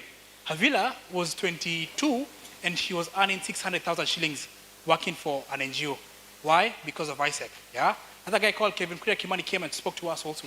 That dude, when he was 24, he was sent to Rwanda and DRC to start Unilever. At 24, 24, like my age, like next year. Alipelekwa kwanza kampuni called Unilever, and I don't know if you guys know Unilever. They're the ones behind things like Pampers, Blue Band, a lot of things. Just search Unilever right now, utashtuka. Imagine a 24-year-old was taken there, but it was because of ISEC. So I told myself, hey, it seems like this ISEC thing is moto, because I have to join it. So that dude alikuja katuambia, you need to be a change maker. Don't just stay there. So make changes. Remember, just writing on my notebook there, be a change maker, full stop. And from then on, I became vice president in like 6 months, became preso. I tried to become president of University of Nairobi. We were against 4 other people. Hey, it was the toughest battle of my life. I didn't get depression. It was so bad. Because these are the best of the best. For you to get into ISEC, you have to be like best of the best. Then be vice president, you have to be best of the best. For you to be preso, you're like 0.00 something percent of the best. So to Lingangana, I didn't get president, but it was good. But basically, it became good.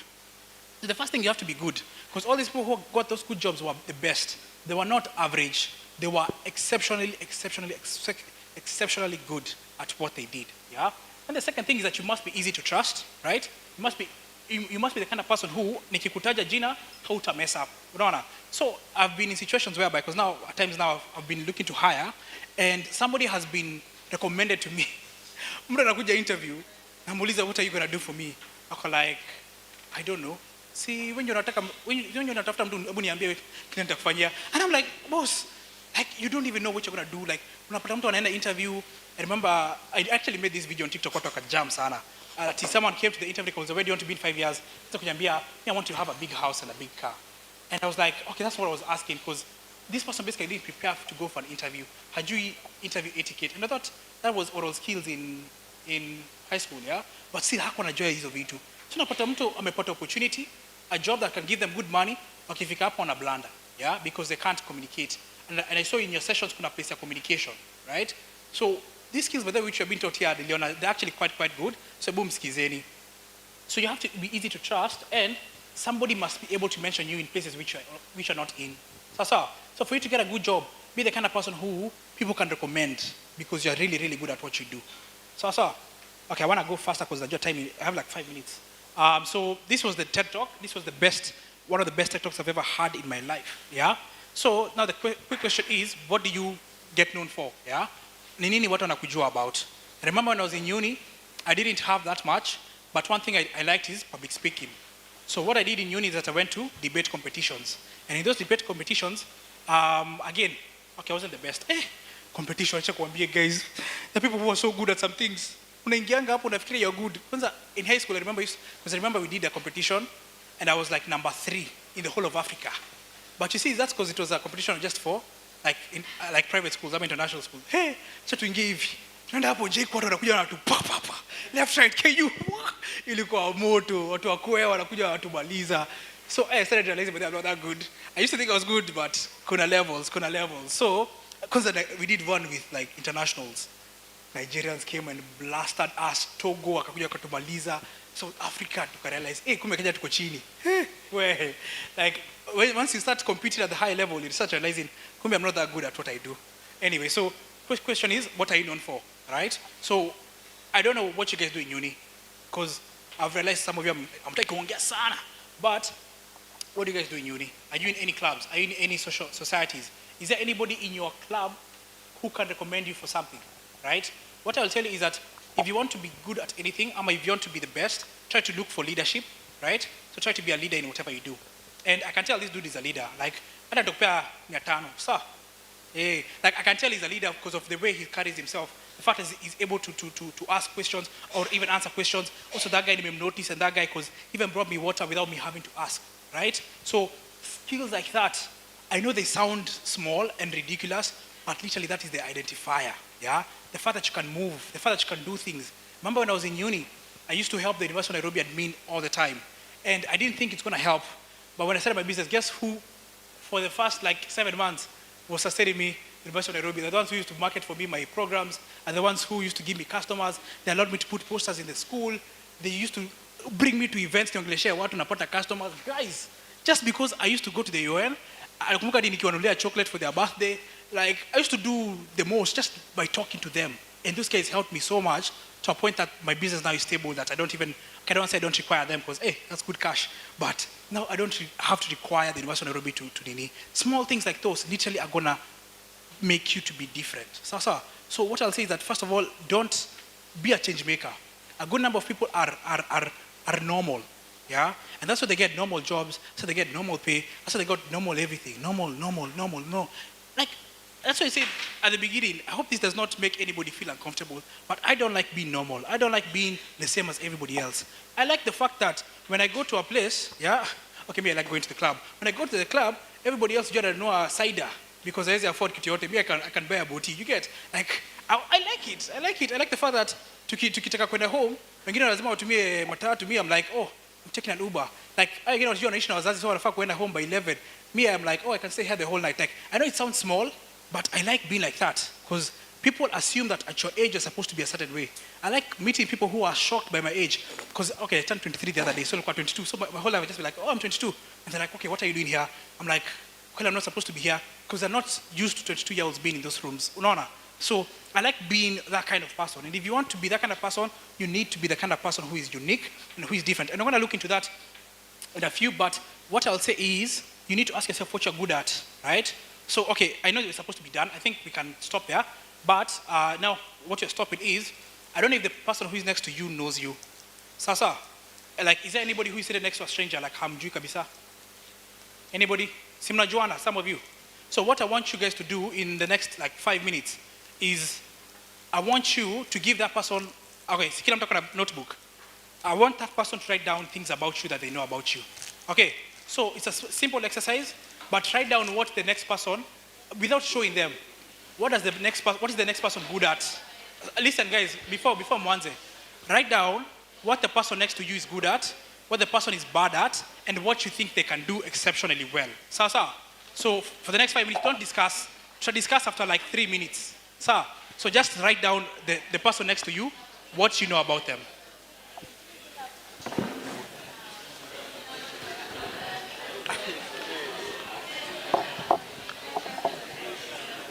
And if kuna udaku ambaye watu wanasemanga, andika hiyo udaku, like what do these people say about this person?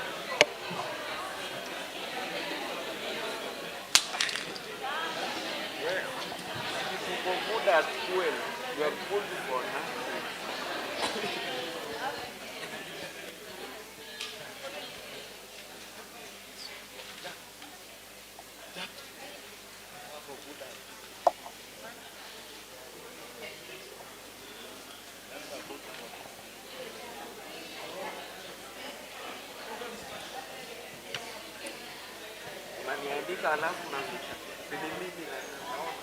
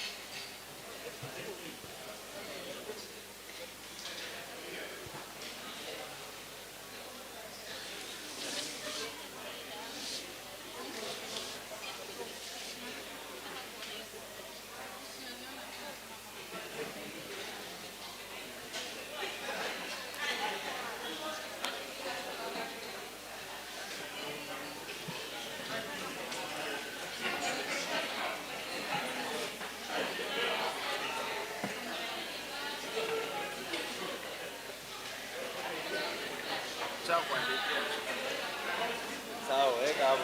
Ndio uze kila mtu angalie yake au ndio unataka gani kufanyia. Bado ndio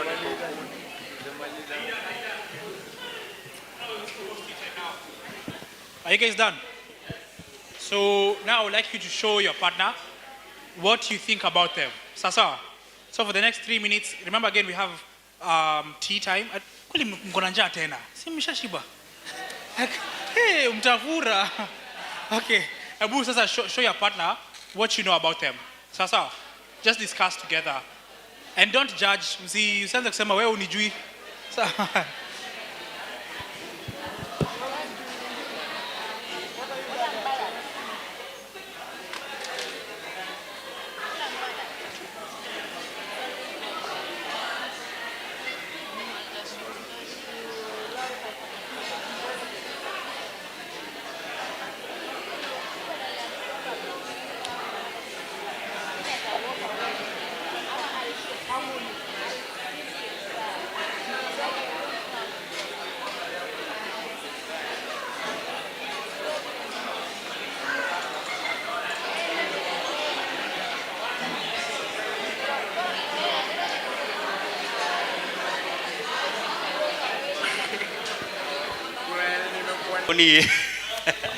Anafanya music, uni msanii. Uni msanii, usi student. Msanii kuja tuambie, kuja tumfanyie interview, si ndio? Hapo vipi?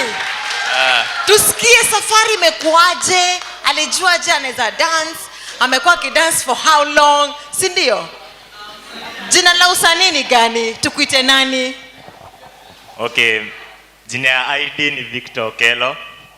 Jina Halo. Na jina ya usanii ni Manayadi. Halo. Wewe nani? Wewe ni shabiki yupi? Wewe ni shabiki yupi? Tipape kuja. Unajua baada si kawaida kuona dem amechangamkia msanii hivyo. Lazima tujue hii kuchangamka ni ya aina gani, si ndio? Tutajua kwani wao udu, si ndio? Kwani wao udu. Tipape wewe ni msanii? Uko YouTube? Fan number 1. Ni dancer. Wewe ni dancer? Supporter. Sawa, acha tusikie. So umesema jina usanii ni gani? Manayadi. Wewe unatambua msanii kama nani? Baadhi kuna maybe anamtambua kama tall, dark and hand, but si mimi nimesema, acha tu confirm. Msanii anaitwa, unamtambua aje? Msanii anaitwa Manayadi. Yeah. Msanii ametoa ngoma zake? Yeah, kuna kadhaa pale YouTube. Kwenye YouTube tumuite nani? Manayadi. Tunataka kusikia kutoka shabiki, si ndio? So wewe ni video vixen kwa ngoma za msanii? Ni muhimu tujue, si ndio? Wewe ni video vixen? Bado but mmeanza mpango? Sawa. So ngoma yake gani imekubamba the most kwa hizo zenye ziko kwa YouTube? Wait, your song ni Aumse? Shiwo ni Aumse? What? Hiyo ngoma ni Aumse? DJ. In fact, umekuwa video vixen hiyo ngoma. Tuna shoot video leo. Simameni tena. Sikuwa najua ngoma ni Aumse. Ngoma ni Aumse. Twende. Good msanii. Kama unataka kuolewa na msanii ama unataka kuwa msanii, qualities ndio hizo. Number 5. Sawa, kuna point moja imeniguza heart. Juu mimi najuanga MC Presley ni real. Na mimi naweza prove. Lakini nataka kujua video vixen alijuaje msanii ni real? Si ndio? Si tunamwona tu kwa YouTube, si ndio? Is that enough to tell I'm real? No. Tuambie, na usitudanganye. Tumekuwa mabeshte na msanii for long. Mabeshte. Siku hizi wanaitwa mabeshte. Mko mabeshte? For long. Msanii shika hii microphone. Wacha afanye ushuhuda mwenyewe. Tuambie kitu kuhusu huyu shabiki. Tuone kama ni hivi, si ndio? What can you say about your fan here? Okay. Tupape ni okay. Ya kwanza. Ukiangalia si ameiva. Kocha. MC. Si nimeiva. Si umeiva. Si tumeiva. Alafu hawa kiamba na meiva ati wanakaa hivi. Shabiki. Si ameiva. Alafu kuna part specific ameangalia akisema hiyo point ya si ameiva. Sasa nyinyi mmeona? Juu mimi MC akiniambia nimeiva anaangalia hapa shingo. Wallahi oneni MC niambie nimeiva. Umeiva. Anaangalia wapi? Anaangalia wapi? Shingo, si ndio? Na mimi nikimwambia ameiva anaangalia hivi. MC umeiva. Na muangalia wapi? Ngoja. Rudia hiyo point. Kwake.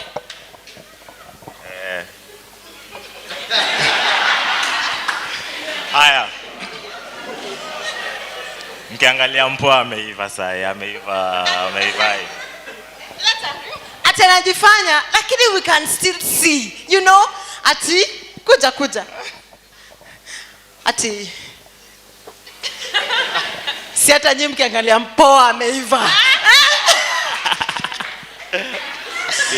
Sasa unajua unaweza una kitu, unaweza una food umepika, huwezi conclude imeiva. Hadi ufanye nini? Uonje. Hadi ufanye nini? Uonje. Haya msanii, sisi hatusemi hiyo, but tuelezeni mlijuaje ameiva na wewe ulijuaje ni mreal?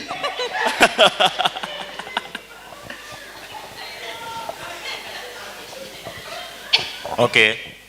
Outfit. Thumbs Check. up. Adive anakaa thumbs up. Kila kitu thumbs up yani. MC. Outfit. Check. MC kwako outfit check. Kila kitu thumbs up. Si ndio? Kabisa. Lakini mbona summarize? Mbona summarize kila kitu thumbs up? By the way amesema kila kitu. So ame-assess kila kitu. Na akajua zote ziko thumbs up. Tell us ilikuwa wapi na ilikuwa lini? Na ilianzaje? Tueleze, si ndio MC?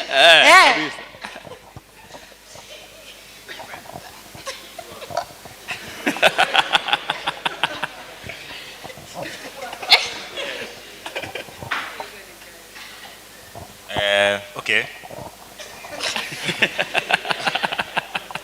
Okay, for me tumejuana naye kitambo, unaona? So tumejuana naye since form 1 for long. So nimemwona akigrow na unaona ametokea amekuwa mpoa. Guys, ati okay, mimi nimejuana naye kitambo. Si unaona? And then nimemwona akigrow. Si mnaona? Yani wewe uone udemata nywele imerefuka, hata amepata mabega. We point tu moja. So unaona tu amegrow. Na sisi hatuoni but ni sawa. Sisi tunataka tu kujua point moja. MC, tuwaulize ilikuwa lini na walikuwa wapi? Hiyo tu. Ama acha juu yeye ndiye alikaguliwa akaambiwa thumbs up. Ili siku modeling. Tuambie. Tusijali, si ndio? Ilianza kitambo. Ngoja. Cheki. MC. Si mimi na wewe tumejuana nawe kitambo. Kabisa. Si umeniona nikigrow. Na mimi si nimekuona ukigrow. Nishaitangazia watu. Tushaiwaambia. Hapana. So, chill tu guys. Ilianza kitambo na haijaisha. Haijaisha. So sasa una feel aje venye bado mko pamoja? So sasa ukipata msanii mwingine unaweza mpea chance? Kwa nini uweze peana chance kwa msanii mwingine? Juu ndio mtrue.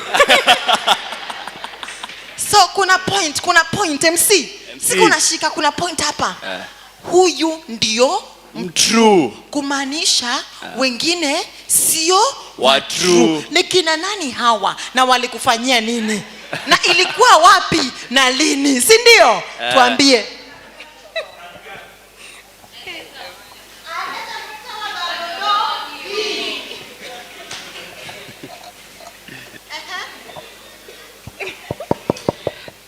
Wasanii ni wengi.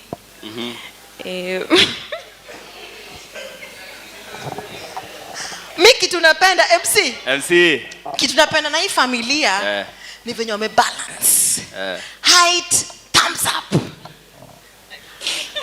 Wote wameiva, si ndio? Wanakaa fiti. So mtatuambia tu mpango ndio tuone kama tunafungua WhatsApp group, tushone. Tushone everything. Hapa by the kuna hapa AKT kuna ma designer, si ndio? Na material tuko nazo, si ndio? Mtuambie tu sasa ndio tuanze.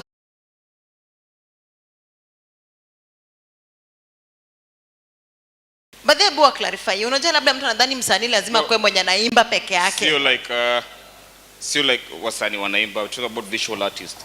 Over paintings, sculptures, mosaics, collage, drawings, just visual artists, aesthetics and stuff. Unaona kama zile mnaona pale kwa that hall when you go to So about socials, nimemwambia niseme socials. Just search Zoe Aesthetics on Google. Then you'll find the website there, zoeaesthetics.art. Actually, itakuja the first suggestion on Google when you search Zoe Aesthetics.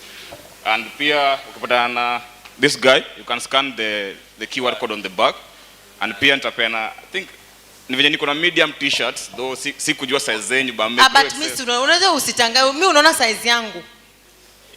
Medium. Medium, Siko na jomta kwa. Kuna hii color ingine. Wow. This beige. Okay, usitingishe mabega. Tunaangalia tu hapa peke yake. You see, it's a very nice color. The beige one. Yeah, the beige one. They are all. Yeah, we have two colors. Kuna jungle green for the men and beige for the men. I know ladies, you can all see. Si ndio?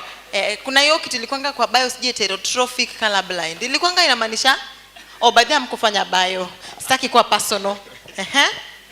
So we can just scan the QR code on the back, but niko na some medium t-shirts. So siko na jombe grow sana, but I'll bring them. Nipe a few people when wanaweza toshea medium, si ndio?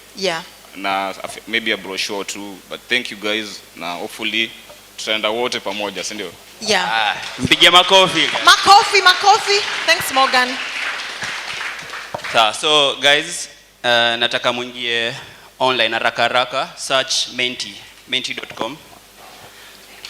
Menti, MENTI. Ama uscan QR hapa. Kama utumii Infinix na Oppo, please you can use your device to scan the QR code. Dana, usha scan? Good. Scan ama menti.com alafu weke hii code. Umescan?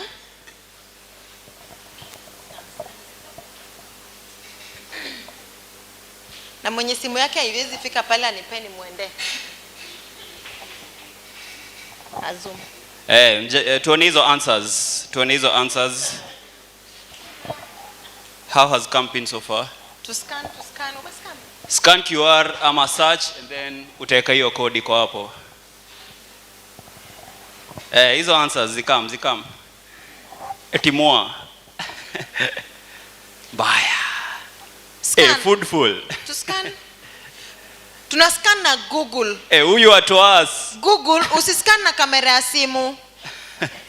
Ukiscan na ya simu haita scan. Scan kwa Google. Jaza kujaza naona. Hizo answers zikuje tu. So kila mtu wako. Anyone akona any difficulty kuingia? Menti. Mentimeter, sorry. Sawa. Acha tuende to the next question. Think iko sawa. So what has been the most interesting part of the camp? Zikam. Hata kani ndo ya kina Tipape, like the most interesting thing. Anything too. Uwakula. Kitanda iko na pilo ngapi? Kila mtu make sure anaendelea kwa hii assignment na I'm going round to check. Zikam, shower head, sawa. So, okay. Entertainment, meals, mental health, vibes. Session ya Rodney. Beach walk. Mental aware, sawa. Zikam tu. Na ukiwa na any challenge, you just reach out.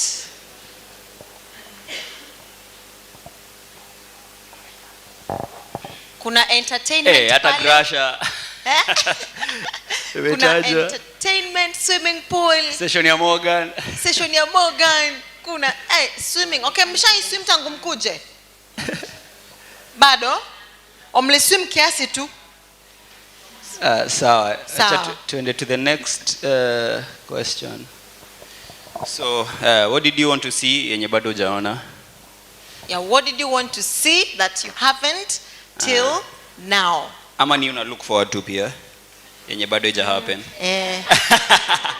Madam Vicky. Atakuwa relax, si ndio? Oh my God. Picha ziko. Guys, ladies in bikinis. Who is this?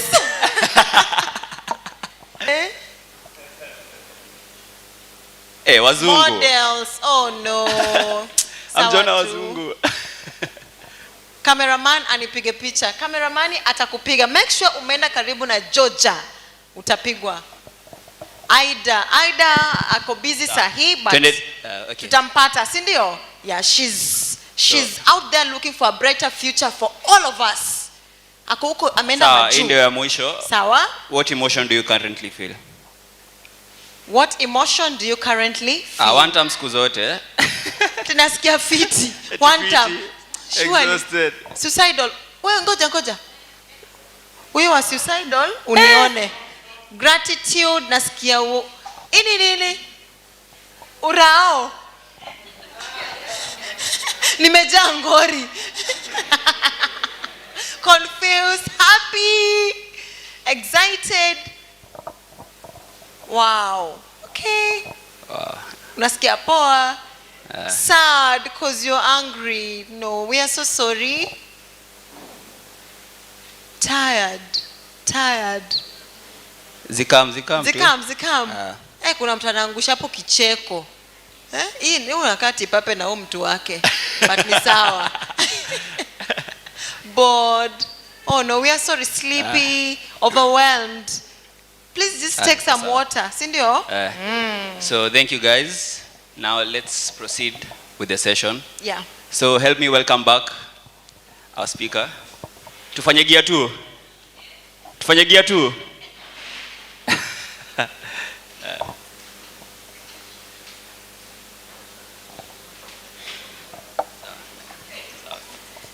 So as he comes, kunao wamesema hapo wameboeka, wamechoka, mtu ako suicidal. We'll just take a minute, si ndio?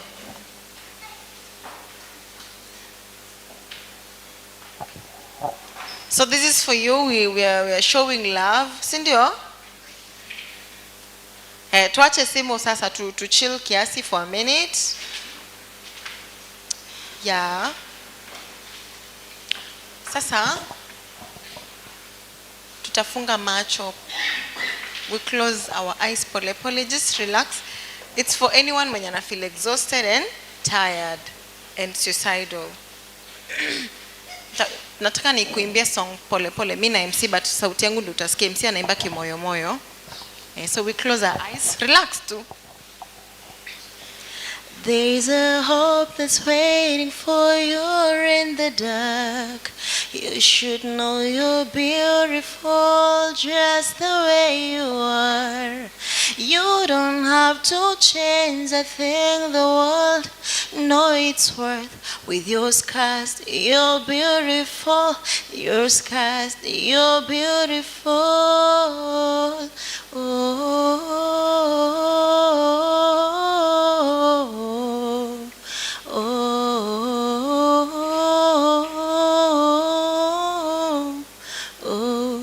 You don't have to change a thing. The world could know its worth. With your scars, you're beautiful. Stars, you're beautiful.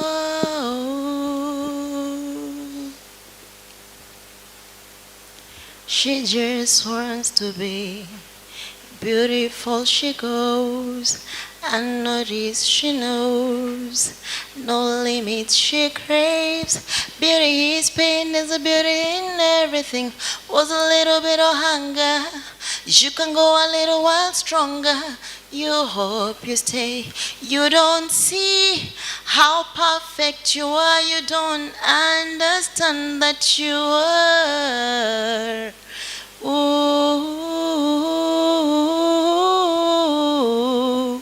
you don't have to change a thing about the way you are. With your scars, you're beautiful. With your scars, you're beautiful.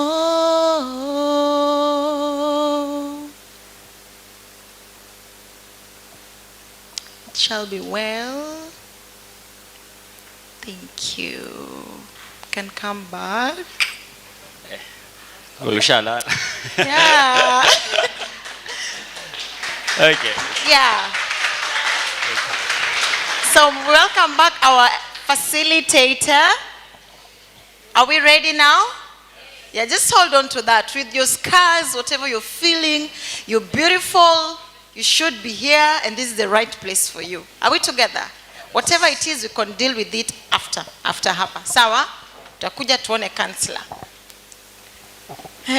Kitu imenishangaza MC, leo tumemaliza huu facilitator. Unajua hizi vibes tunampatia ni foreign. Karibu.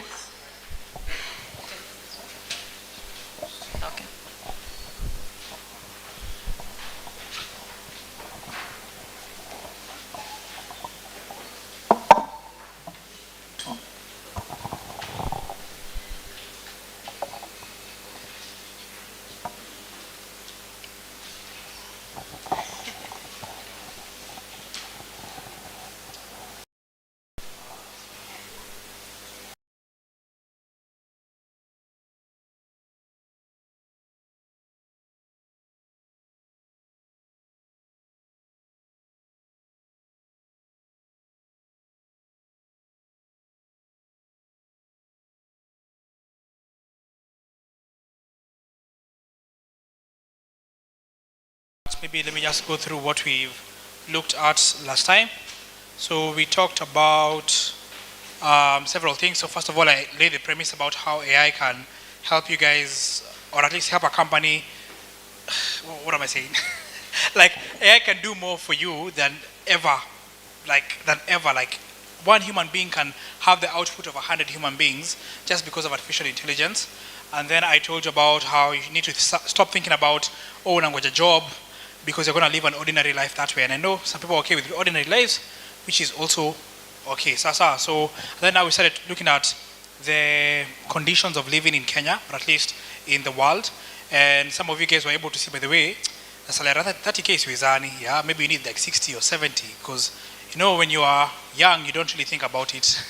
And that's why people just take the first job that comes. And then all of a sudden, I remember my first job, kwa shanga pesa yangu yote ilikuwa inatoka kwa transport. I was like, wow, I have nothing left. And then again, mimi ni mtu wa sherehe, so I needed money for extra stuff.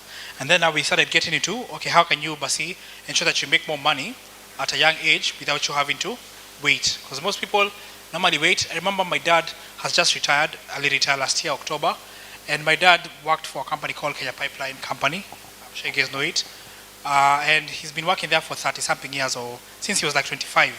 But can you imagine when he was retiring, he was like, the maximum he reached was like 130K a month, like basic salary, yeah? So, hey, I remember just hearing that, I was like, wait, that's how much I made in like my third month of business.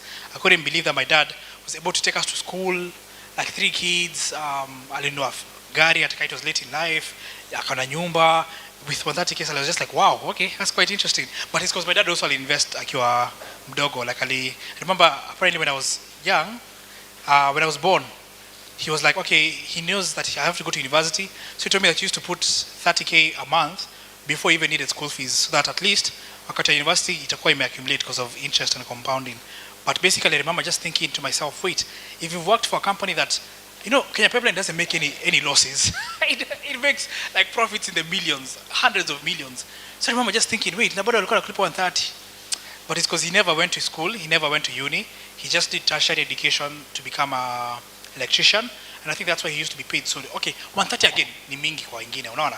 But to me that was very, if you worked for 30 years, I think you should be at least maybe kwa tuso ama and above. Anyway, but yeah, so we looked at that, how much it costs for you guys to survive. So if I could, Julius, if you have 2 kids, how much do you need per month? Yeah. If you're alone, how much do you need per month? If let's say you want to, like for me, I like travel. How much is it going to be costing me for me to be traveling every year? Yeah. If you like again, something else I like is tech. So I'm very sure, like in 2 years, every time iPhone mpya inatokea na nunua, Pixel mpya inatokea na nunua, because I think I like tech a bit too much, so I just want to be getting the highest tech possible. So if I could, Juliza, in that lifestyle, how much do you need, yeah, to live that life? If you want 5 kids, how much do you need to live that life? Ili ujue what kind of jobs you should be doing now. So we started, okay, the first way now to get good jobs is, the first way to get good money is get good jobs. Then I told you that the way you get good jobs is through social capital, right? You need to get the right person to know you. That means you have to be good at something for people to recommend you. Sindio? And then now that's why I asked you, what does your friend think about you? If your friend does not have a definitive answer about who you are, it means you don't know how to describe yourself. So it means if, let's say, let me tell you, this happened this month and last month. I've been trying to hire. And then nauliza mtu, this is the job description. Do you know someone who can do this job? Almost everybody is just like, no. And I'm so sure their friend somewhere does not have a job. But imagine your own friends are telling you, I don't know anyone who needs this job. But it's because your own friend, you never tell them what you're good at. You never tell them what you do. So you need to start by doing that. You need to start figuring out what you're good at so that you can tell people.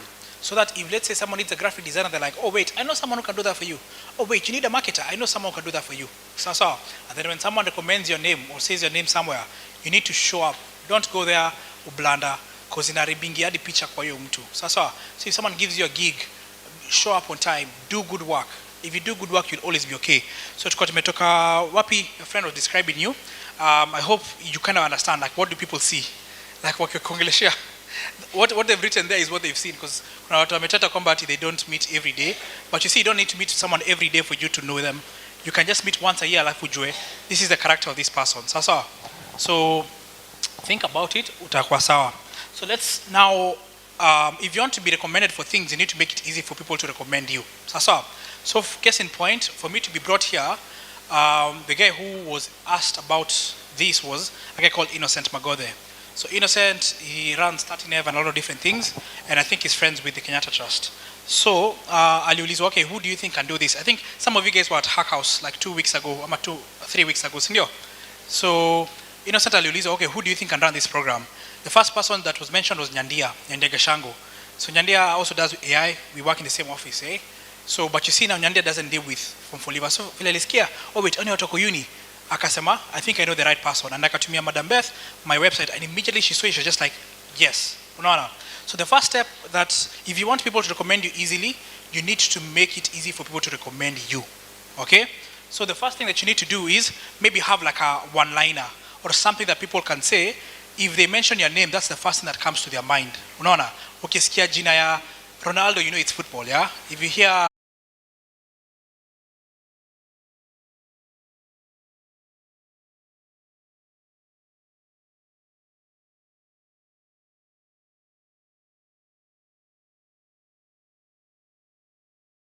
akanyambia, why are you always there? Because him used to do YouTube and Forex, yeah?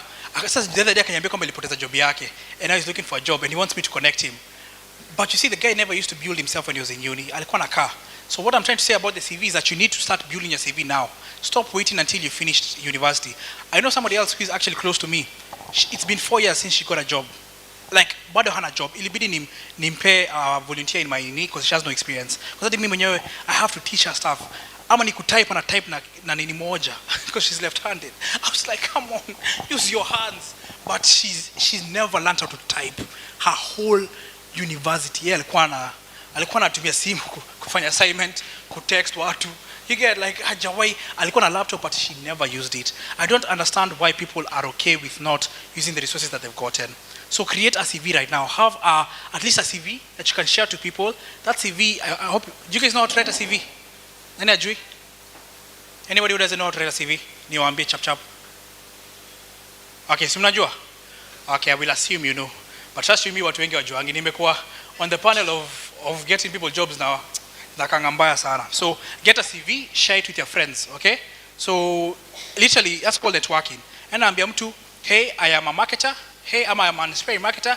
This is my CV. This is who I've worked with and stuff like that. And the third thing is have a portfolio link or a website. So this is basically a place where you've put your projects. So what you've worked on, okay? So if you're doing CS, put your projects there. Like for me, when I was doing when I got my first job, it was in marketing, but I didn't have any marketing like portfolio. So what I did is that I started writing down the activities that we're doing like in a blog post. Okay, so when now the guy wanted to hire me, he just went to my blog and started reading my blog. No. So I didn't have anything to show as a portfolio. Hey, these are my posters because I hated posters. Marketing is very diverse, so that's the good thing about marketing. But like I put a poster about how to market, bottles of water. You get? I put down the books that I read in a certain website. So it's like, okay, so if HR is looking at that, I'm like, okay, this person has read this book. This person knows this information. This person knows this. I'm like, okay, this person is much better than somebody else who is just blank CV. So create a portfolio. If let's say you do things like graphic design, web design, put them somewhere. Mtu akikuja na click anatuma. There's one of my friends anaitwa Peter Karaoke. Ni vile. Okay, unja iku present ni tricky, but I was trying to open also Chrome. Ili nionyeshe some of my friends. But there's a guy called Peter Karaoke. He runs a company called Web Divine. Yeah. So each time I need something when it comes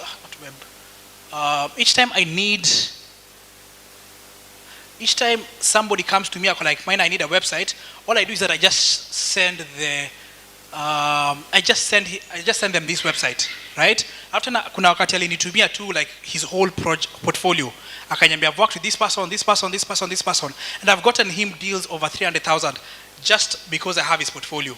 The other day, literally this Saturday, there was an event at Hack House, and somebody there was just like, my website is not converting. They come to me, portfolio yake, alafu just like that akapata gig ya 70k. And your gig ya 70k ni kitu alifanya na AI in a couple of minutes. Unaona? So alipata 70k for something that he did in like 20 something minutes. SEO. I don't know if you guys know SEO. Search engine optimization. So like have a project, give people the project so that they can share it. Mtu akitaka kurecommend ako like, oh, look at someone's work here. If you're a writer, put your writing somewhere. Create a Substack account, a Medium account, a blogger.com account. These things are free. Just put them there. If you're a photographer, go to Pixels, Pixie set. Put them there. Upload them. Fungua Google Drive. Zieke hapo. If you're a videographer ama social media manager, make videos, put them in a drive. Mtu akiuliza unamtumia link. Literally, that's how people get gigs. It's not so hard. So make it very easy for someone to promote your work and for people to talk about you. So of course also have a LinkedIn profile. Anybody who has a LinkedIn? Wow. Okay, you see the same people who are participating by the way wako chap. I wouldn't be surprised these are the people who will be earning more money in a few years. No. So how many people don't have a LinkedIn profile? Because I wanted that to be like an activity we do today. Who doesn't have a LinkedIn profile? Guys, simesema hamna. I honestly don't like people who don't nini me. Tafadhali. How many people don't have a LinkedIn profile? So when I asked who people have, nobody raised their hands. But now when I say who people don't have, okay, this is uncomfortable, guys. I am extremely uncomfortable. All right, so another thing is that you need to have a short bio. Okay, LinkedIn profile is like social media, but now for jobs. That's why people get jobs. So if a recruiter is looking for you, they'll look for your name. In fact, I wanted us to do that activity. Like, look what I already searched. Yesterday, I didn't mefungua some tabs. But for example, if let's say somebody wanted to look for your name, ebu mtu niambie jina yake. Ebu give me your name. Jacob Miano. So one of the things that you guys need to also look into is pushing yourselves on Google. So you need to be someone who can be searched. Mtu akikuja kisearch jina yako anafaa kuwa akikuona. So kama hapa nimesearch, I can't see Jacob Miano, but you see I can find him, right? So if I come and click on his profile, I will be able to be taken to his LinkedIn because he has a LinkedIn profile. So what normally happens these days, okay, I don't know why it's not connected, or it's a video on Facebook. But you see, what happens normally is that when someone sees your CV or your name, the first thing they do is that they Google your name. Okay? They don't tegemea your CV ati mimi little look at CV na Google jina yako. But you see, he's already here for the Janjaruka program literally. But that is proof. If someone wanted to hire him, they've already seen what he's doing. They've already seen a video of his. That means, first of all, they'll be able to tell, is this person articulate or not? Does this person know what they're saying or not? Unaona? Just because they're Googleable. But again, unaweza kuja hapa chini, Jacob Biano, there are more people, but tunazana hapa tena, the Kenyatta Trust. So someone can come and look at all this and see if this is someone who they want to hire or not. Like, what has this person been engaged in? What websites? So, swali lingine ni, are you someone who we can Google, right? You know what, that should be an activity we do. Google your friend, hapo tu, and then Google muone what you'll find. Huh? It's okay.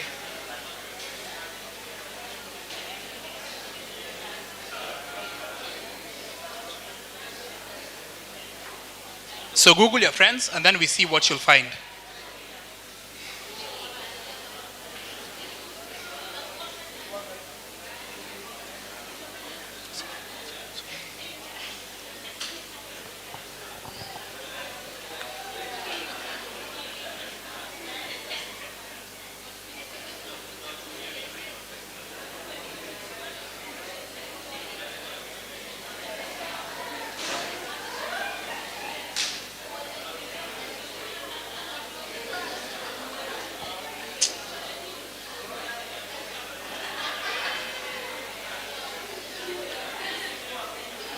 All right, so let me just ask what you found about your friend.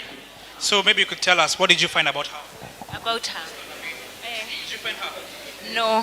So she can't be found on Google. Can she be found on Google? Yeah. What did you stand up and tell us what you found?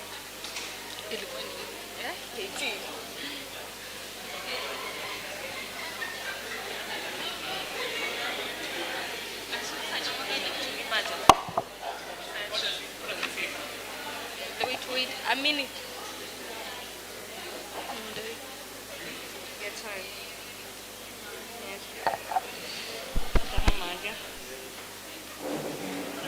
I have a photo and of the Kenyatta Trust. Hi.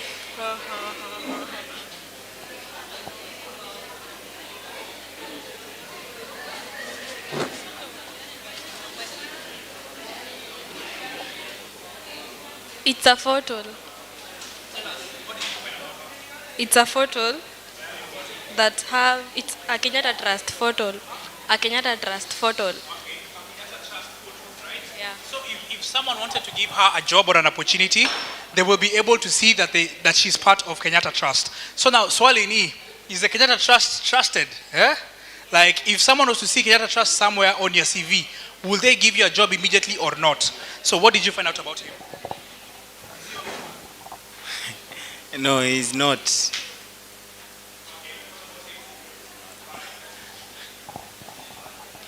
So I hope you see what people see when they search your name. Yeah? They see nothing. And that's exactly what happens. Guys, now look up. That's exactly what happens when you apply for a position or apply for something and there's no word about what you do. So what does this mean? Guys, listen, one singer. Look at me. Acheni na simu sasa. That lady in orange is on her phone. Yeah? Acheni na simu sasa. So that's what happens now when someone finds your CV ama someone sees your name, wanakutafuta hawakupi. So this lady said I search her. Did you find what you're looking for? Okay. What is it? So what's your name? Grasha, this one. Okay. It's just interesting that hata Citizen wamenitoa, Citizen TV, University of Embu, you know. Winners list. Yeah. No. So I think sikuwa najua, guys. It's a surprise. Okay, but that's what you need to ask yourself. If you are to send a CV somewhere or someone says your name and someone decides, let me go search, what will they find? Will they find your Twitter posts where you are writing bad things, eh? Yeah? Are they going to find Instagram? Have you locked your Instagram? If you're posting bad things on Instagram, you've locked it. It's open to everyone. So people are going to search your name whenever they they come across your activities. So when I say cool, you say like a pool. If it's cool, cool, like a pool. So figure out how to create LinkedIn profiles and also try to put yourself online. So how many Kenyatta Trust you've seen? Kenyatta Trust is a good avenue for people to know you, right? So if it's an interview, tell people to interview you. If it's a photo, acha watu kupost. Like, I know it sounds like a small thing, but trust you me, just that name Kenyatta, watu watashtuka, watasema, wewe ni mtoto wa Kenyatta. You get like, but just like put yourself out there. So I think that's something else we're going to do today, LinkedIn profiles, because I don't think you guys have it. I don't know why you're not raising your hands, but you have to create a LinkedIn profile today. And then also some more things, but also have a place where people can contact you. Again, don't post stupid stuff on your status. So, usipate, I always post on my IG stories. There's this guy from America, an entrepreneur who I really like, anaitwa Lama Taylor, and he's always telling me, boss, rada ni gani? But you see, he's also like a free spirit, so hakuna shida. So you need to ask yourself, can people recommend you or not? So it's not supposed to be, people should not be saying things like, oh, this person is nice, this person is hardworking. Everybody's hardworking, man. Like anafaa kusema, this person can XYZ. Yeah, I know someone who can. So you need to make people not know you as hardworking. They should know you as the kind of person who helps people improve their websites or improve conversions of their websites or helps people understand AI or whatever. Yeah. So again, now for people to know you need to publish. You need to tell people what you know or what you're good at. So of course, first thing, status. I don't know who views your status, but for me to get my first job, I posted on my status about ChatGPT. So remember that day ChatGPT came to their image generation model. It was new. I had gotten into a program which had a lot of HR people. So look at me save numbers zao, and look at save zangu. So what that means is that they'll see your status on WhatsApp. So when ChatGPT released the model for image generation, I went and started making posters with chat, and then I posted on my status, and literally 2 days later. 2 days later, no lie, the HR was just like, boss, there's a marketing position, internship, would you be interested? Literally just by posting on status saying, hey guys, ChatGPT has released this new model, this is what I tried, this is what I got, I made this creative, I made this poster, and the guy was just like, oh wait, what more can you do? Akaniambia, so come for a conversation. He didn't say it's an interview, just said come for a conversation. No. So post on your status, people are seeing your status. Also on LinkedIn, post everything that you do. Kwanza this Janjaruka camp, mnafaa kupost at least 15 posts every day, 5. Say on this day Maina came and talked about, and then you tag me, and then I will repost, and then I have 3,000 followers who will see that. So now again they will see, and then again just tag people, and utapata watu wanaanza kujua what you do. Unaona? So post on LinkedIn, Instagram again. Social media is not for your friends, bana. Social media is for you, yeah, to express yourself. So acha kufikiria what your friends will think. Oh, mimi ni mleda nini? We post job yako, bana. So like at the end of the day, that's the difference between the people who make money and people who don't make money. People who don't make money are scared of putting themselves out there. They're scared of telling people that they are trying, yeah? So they're so scared. They're like, mimi siwezi post. I'm making them to guys, I do this. Of course, I'm not that good at making websites, but guess what? After a year, you're going to be good. So. And then, of course, things like Facebook, campus groups. Kwanza hapa kwa campus groups. I used to do that in uni. I used to post a lot. I never really got business from there, but I got a lot of people who knew what I did. Yeah. And also in a public event, if someone tells you to come and speak here, ongea. Say, hey guys, my name is this. I do this. This is what I'm good at. This is what I'm bad at. If you have a job, tell me. Okay? Literally, put yourself out there. Tell people what you need. If you don't tell someone next to you that you need something, they will never be able to know that you need it. So ambia mtu, mimi nahitaji job, mimi nahitaji hii. Sasa don't keep your what do you say? Closed? Ukifunga mdomo hautalishwa. Sasa so but also of course you need to be good. Don't just be the kind of person who shouts everywhere like hujui kitu. You know, when I went to Nova Pioneer, we were talking also to the grade 7 and 8. Hey, look at me, how loud those guys can get. Wow. God walikuwa na shout, it was so crazy. I didn't put a headache kuongelesha. But basically, if you're being seen but you're not good at anything, it's a waste of time. So that means you need to learn. Once you've learned, you need to build that thing. So if let's say you're learning AI and how to make websites or make posters, learn it, build it, that is make stuff, put it in a portfolio somewhere, show people, put the evidence in public, right? If you code, put it on GitHub. If you make posters, create a account or whatever, ili tukue kutumia watu hizo vitu, then ask people for feedback, you're going to get better and repeat. This is how now you start getting good. Sasa, I know somebody who got a remote job worth around 450,000 shillings for data analysis just because he posted a certain analysis he did on LinkedIn. So like when the people who are hiring saw it, was just like, oh wait, this guy can do this, and just like that I can put a job. And not just any job, because I think that was like 4 times what he was earning before in data analysis in a Kenyan company. Yeah, just because he posted it on LinkedIn, and I think it was even a Russian company. So post on LinkedIn, you don't know who is seeing. Me, I always post on LinkedIn. Now as a CEO in Dubai as I liked my post. I'm like, how? Unaona, people are seeing your stuff. Don't think you are posting to Nini. And then something else I'll say, because I'm trying to go faster. I realize I have a lot of slides. You need to be very good. Sasa. And I don't know how many have read a book called The 48 Laws of Power. I don't think. Okay, sawa. So there's 48 laws of power is just supposed to make you powerful and the best person in a room and stuff like that. So there's something that they say in one of the laws called be so good. Make people reliant on you. Sasa. Or rather, you need to be the kind of person who can't be replaced. You need to be irreplaceable in any situation that you go to. So that means you need to be making yourself important. Ukiingia kwa organization, ensure that ama ni budget lazima ukujie, ama ni hii lazima ukujie. That's why leadership comes into play. That's why leaders are so important, yeah? Because they can't be replaced easily. If you have to try to remove them, everything goes down. So try to be so good that you can't be replaced. And the way you're going to be so good is through something called specific knowledge, okay? So specific knowledge is probably one of the things that has given me a lot of money. I read it from a guy called Naval Ravikant. I didn't put it here, but Naval Ravikant Nole talks about something called specific knowledge, which is basically knowledge that can't be taught anywhere. Okay? So you can't go to a class and be taught that thing. And specific knowledge comes from different things. The first is from experience. So you go, you do something, and you start realizing a smarter way of doing it. Yeah? And all of a sudden, when it comes to AI, by then you realize I'm really good, and that's why I keep on getting gigs. But I'm not that visible. I need to start posting on LinkedIn because I'm posting on TikTok a lot. But I realized that I'm very good at AI because each time I go somewhere, I normally get extremely good reviews. And before, people used to tell me, okay, we paid for someone to come and teach us AI, but at the end of the day, we still don't know how to apply it. But for me, nobody has ever complained at all. I realized that I'm very good at putting that knowledge into people. And again, each time I get students, let me tell you, again, saki kwanza kufungua so many tabs, but even we did an April tuition program for Form 3 and Form 4s, people have literally shifted their grades. Students from C+ to B+. Watu wameweza kusema I want to get an A in KCSE. I'm like, how? Like, because the parents had given up. Like, huyu mtoto maximum atapata ni B-. But now the child ashapata B+ in just one term. And then in midterm, sasa enter, certificate A, you get. And I just was with them for 1 month of showing them this is how you're supposed to study for KCSE. And just like that, now they're improving like dramatically, yeah? So the reason why I was able to do that is because of specific knowledge. My experience in university, what made me improve? Because I used to be, not in university, in high school, I never used to be the smartest. But the way I was able to pass for me to get a B+ is the same thing that I'm telling them.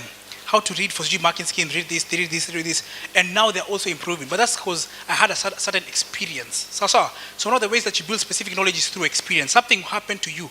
You did something. You're in a gig. You got very unique information. And the second thing is through mentorship. I don't know how many of you guys have mentors, but I have a mentor called Mavo. Mavo has been with me since like first year, and I've realized that even the way I speak is the way he speaks.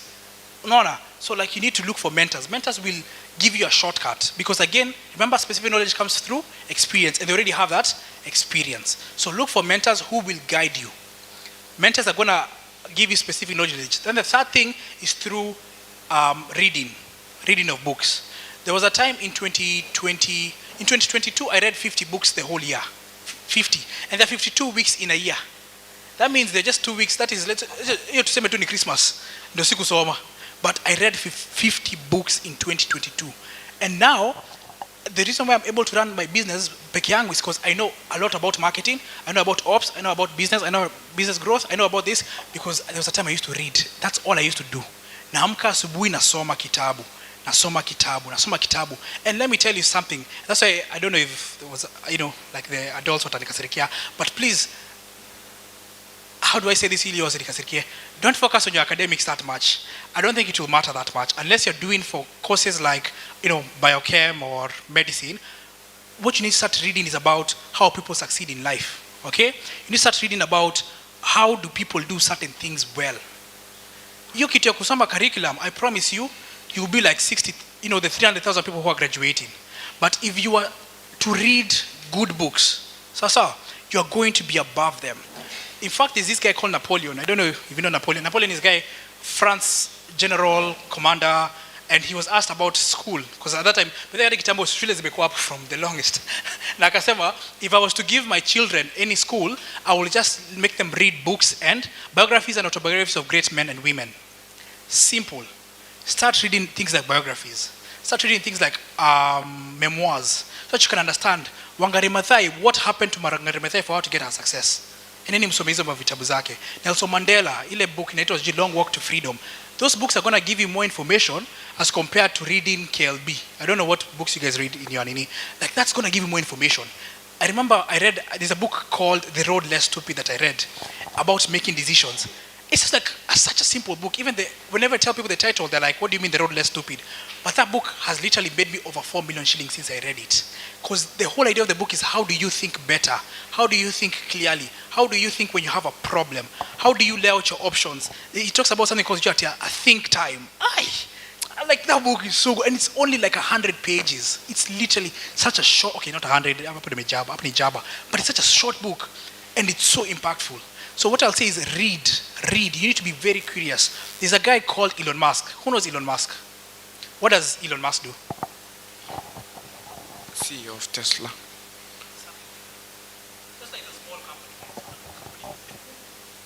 SpaceX. Yeah. So the other day he became the first ever trillionaire. Yeah, because of SpaceX. But do you think that Elon Musk went to study rocket science in university or something like that? No. He did physics. So he was asked, like, why should you be the CEO of a company that deals with rockets?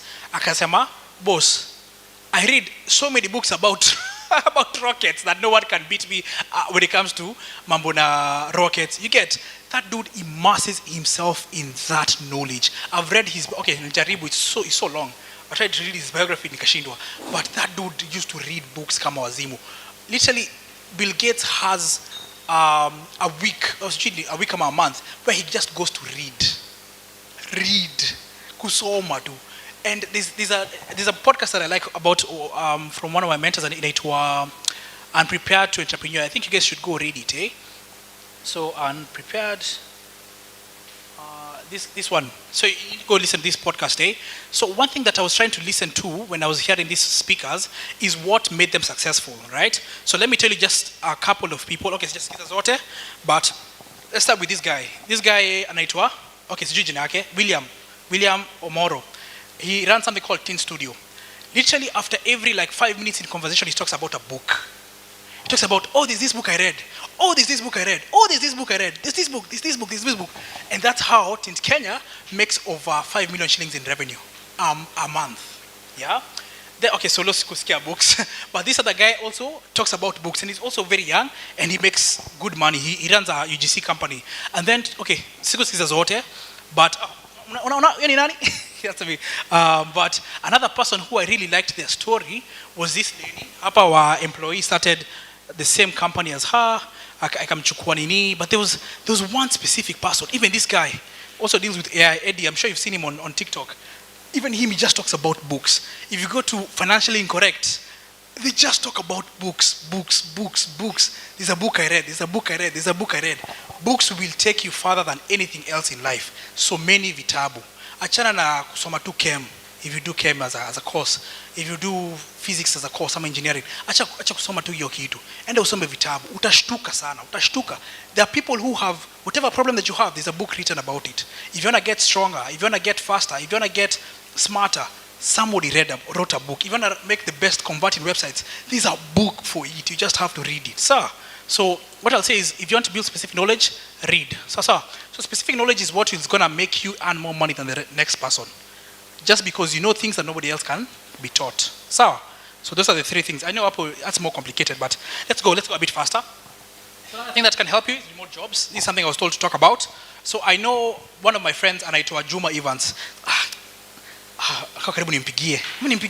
No, acha nisimpigie, but I will have called him literally awaongeleshe chap. But Evans went to the university that is in Kisumu, Maseno University. He did computer science there. He was very smart. He got an A minus, akapata computer science. But now he couldn't get a job when he was in uni. I got after job. So he started doing transcript, transcription, started doing things like academic writing, and he used to make good money. So after uni, he was like, how do I get more money? Akaendelea tu. COVID came, yes. So now after uni, he started doing a lot of remote jobs. Do you know that dude had been making up to 1 million shillings a hizo? COVID ilikuja, ika disrupt kila kitu, but he still makes around 600K academic writing for people. And he uses AI to write those to write those essays and theses. But he makes good money from writing.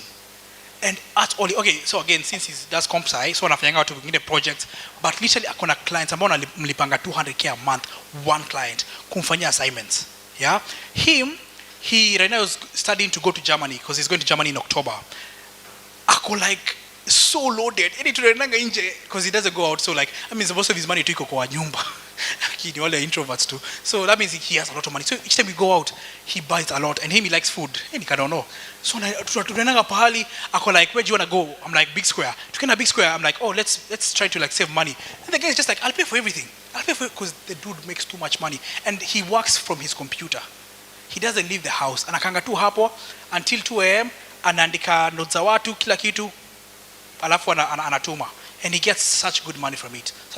But for you to get a remote job, you need to be, of course, really smart. So first of all, you need to start by, so these are like the 5 kind of pillars for remote work. So the first is assisting people. So assisting people with things like research, scheduling, support, operations. So this is like being a VA. VA is also a very good role, but to me, I don't like it, but people really get good cash from it, yeah? Between 80 to 200,000. And I know there's some companies which guys know, like Athena, that deals with stuff like this. I don't know, but they also do your own research. Like, amfeko sikieza vitu zingine hapa, mnafako me figure it out. But this is one of the pillars. Another thing is creation. So things like design, web design, graphic design, stuff like that, video editing, writing, social media. People pay a lot of money for this because it's a lot of work. So if you can learn video editing, learn web design, automations also, it's a very good stuff. And then something else that pays a lot is data. So can you analyze data? Can you use spreadsheets, Excel, Google Sheets, Power BI, and stuff like that? Analysis and reporting. So also reporting. In fact, even when I was coming, there was a lady who told me to shout out. Mnafaa kuambia watu what they do. Yeah, so she told me she does repertoire services. So she wanted to ask the Kenyatta Trust if she can do repertoire about how the conference has gone, because repertoire basically like writes reports, but this is something else that really, really earns. Sasa. And in fact, maybe let's talk about also here kwa data. Data, there's one of my friends anaitwa Kanja, George Kanja. George Kanja is also earns really good money. He raised E250. So for him to have afforded the Mercedes, it means he has good money. But the guy, what he does is that he makes for people business models or business plans. Literally, that's his work. On Fiverr, on Upwork, that's all he does. Mtu anataka kuanza biashara, anahitaji business plan, anahitaji a feasibility study, that's all he does. And again, he uses AI to do that. So he sits down with AI, he's like, okay, anauliza hiyo mtu, what do you want to do business in? And that person needs a business plan. Anatengeneza business plan, anamtumia. That's his work. Per business plan, unaweza pata up to $1,000. That's like 150K, yeah? And all he does is make business plans and tell people if this business is feasible or not. And again, he's using AI to do the research. You see? So he's here, he earns around, okay, I'm not really sure because I know he's gonna be biashara kadhaa, but I know he earns around 500 plus a month writing business plans for people. Unaona? So things that can help someone make decisions, yeah, decision making data, this thing gives a lot of cash. Then of course, building stuff, websites, automations, coding, quality assurance. There's a student, another one, not a student, but one of my friends, Jacqueline Kavula.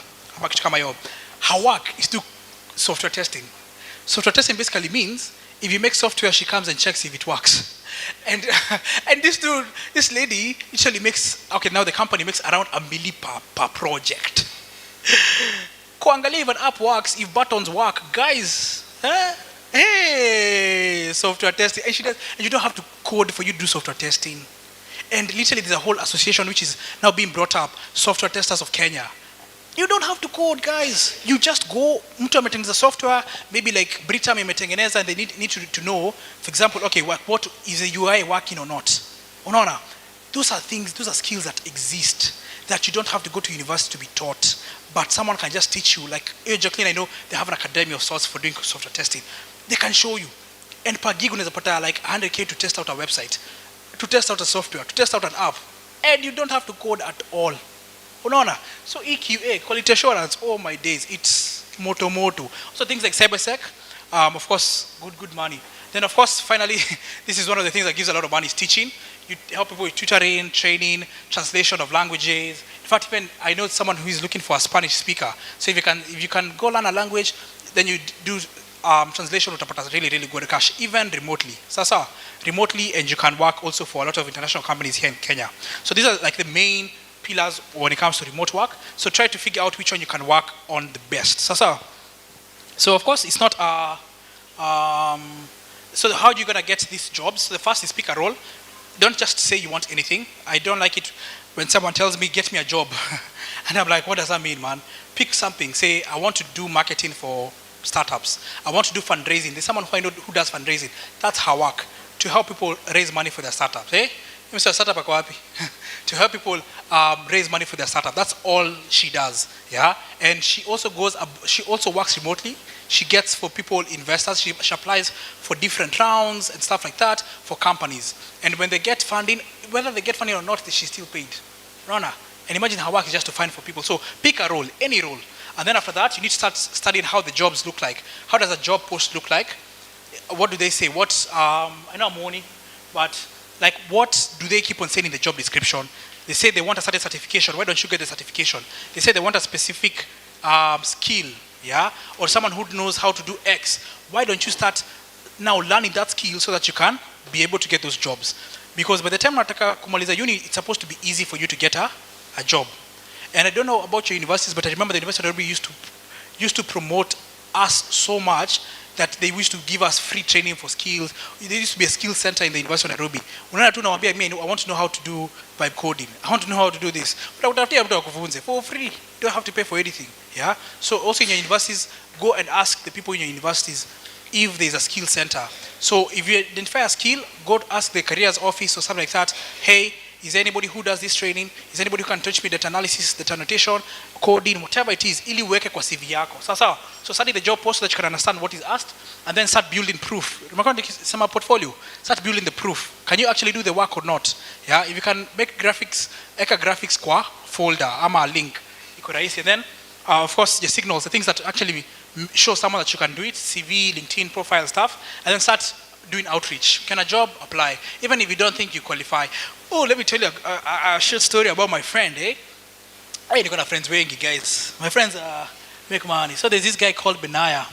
Benaya is a dropout. Okay, I can't see anything.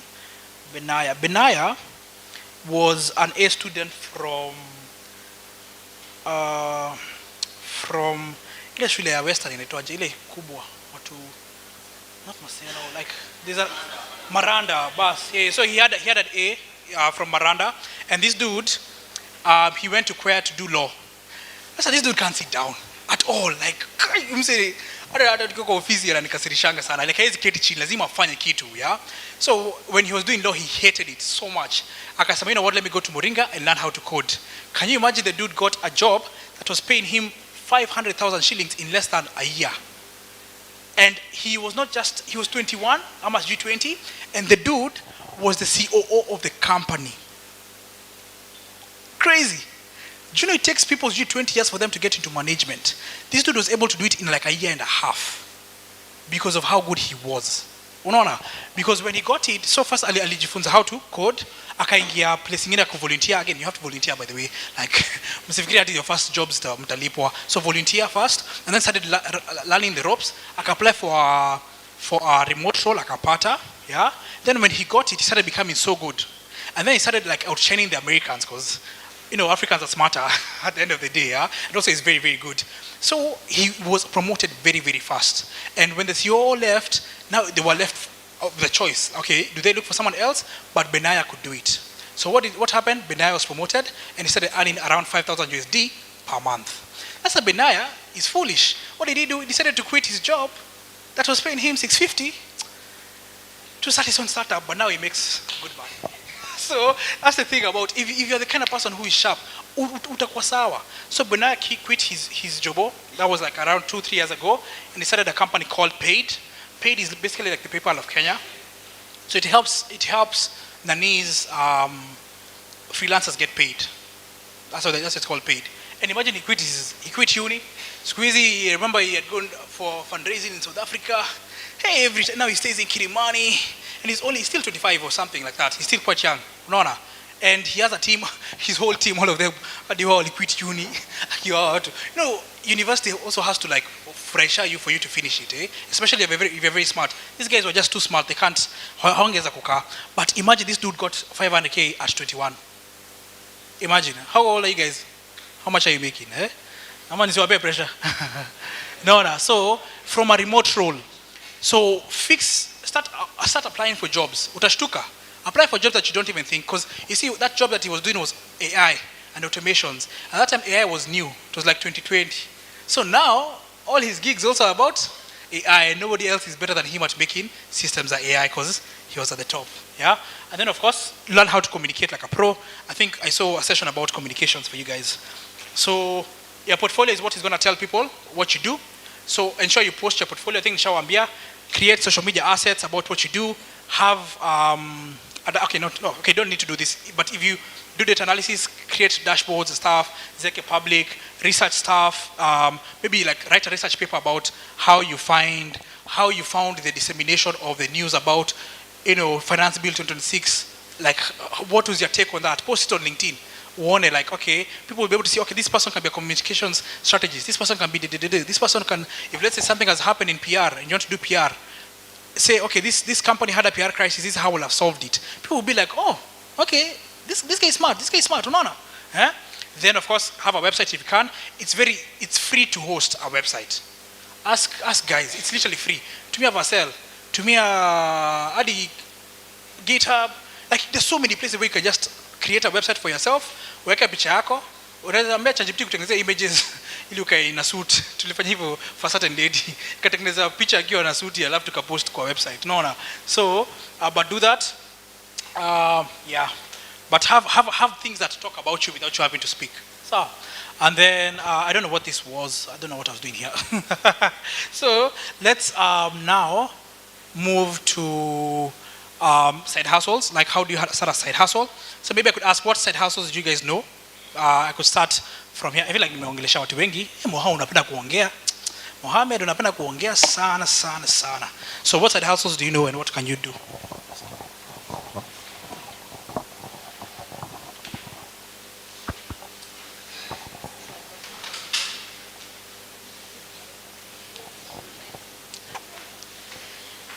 I'm Chelagat Velma Kiti 509.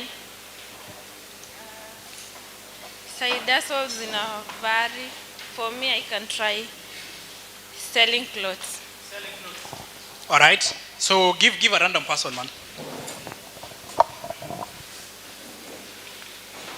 So I want us to start thinking about what we can do to make extra money.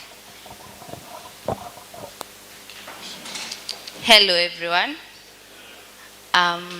So recently I've been doing like a bit of research on how to include AI. I'm doing civil engineering in my career, and because nikifanya my own research, I've not found like people utilizing AI in my field. So I want to pursue that side and start maybe training. I don't know. Yeah. Okay, just two more.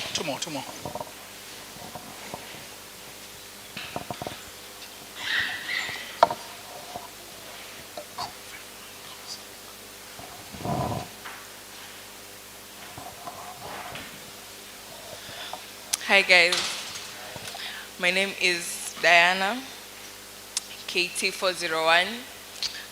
The side hustle I can do is create content. Create content, okay. One last person.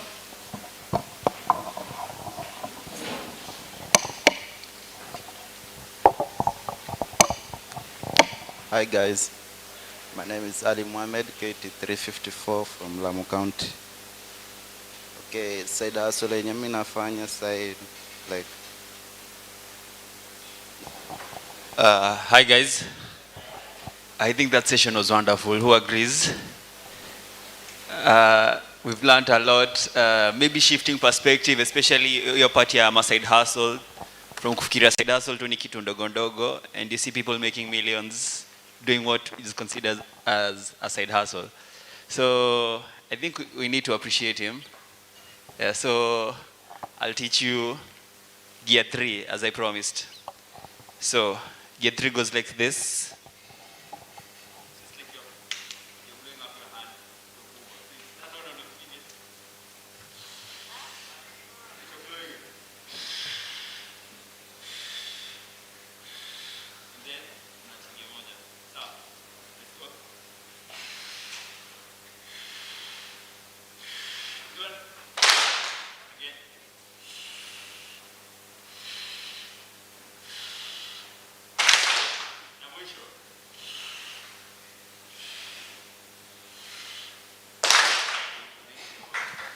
So, a couple of announcements. First of all, I think I don't know if it's a heat wave or something, but niwaambie mhydrate sana sana sana. Watu wana complain wanaumwa.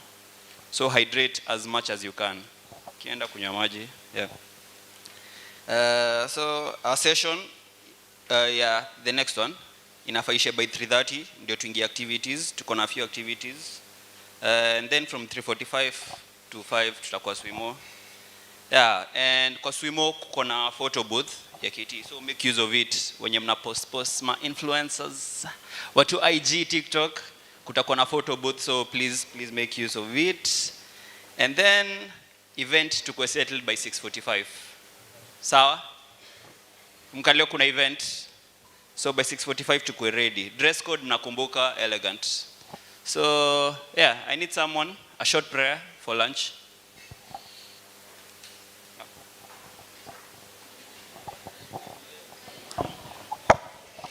Let's believe as we pray. Silence, please.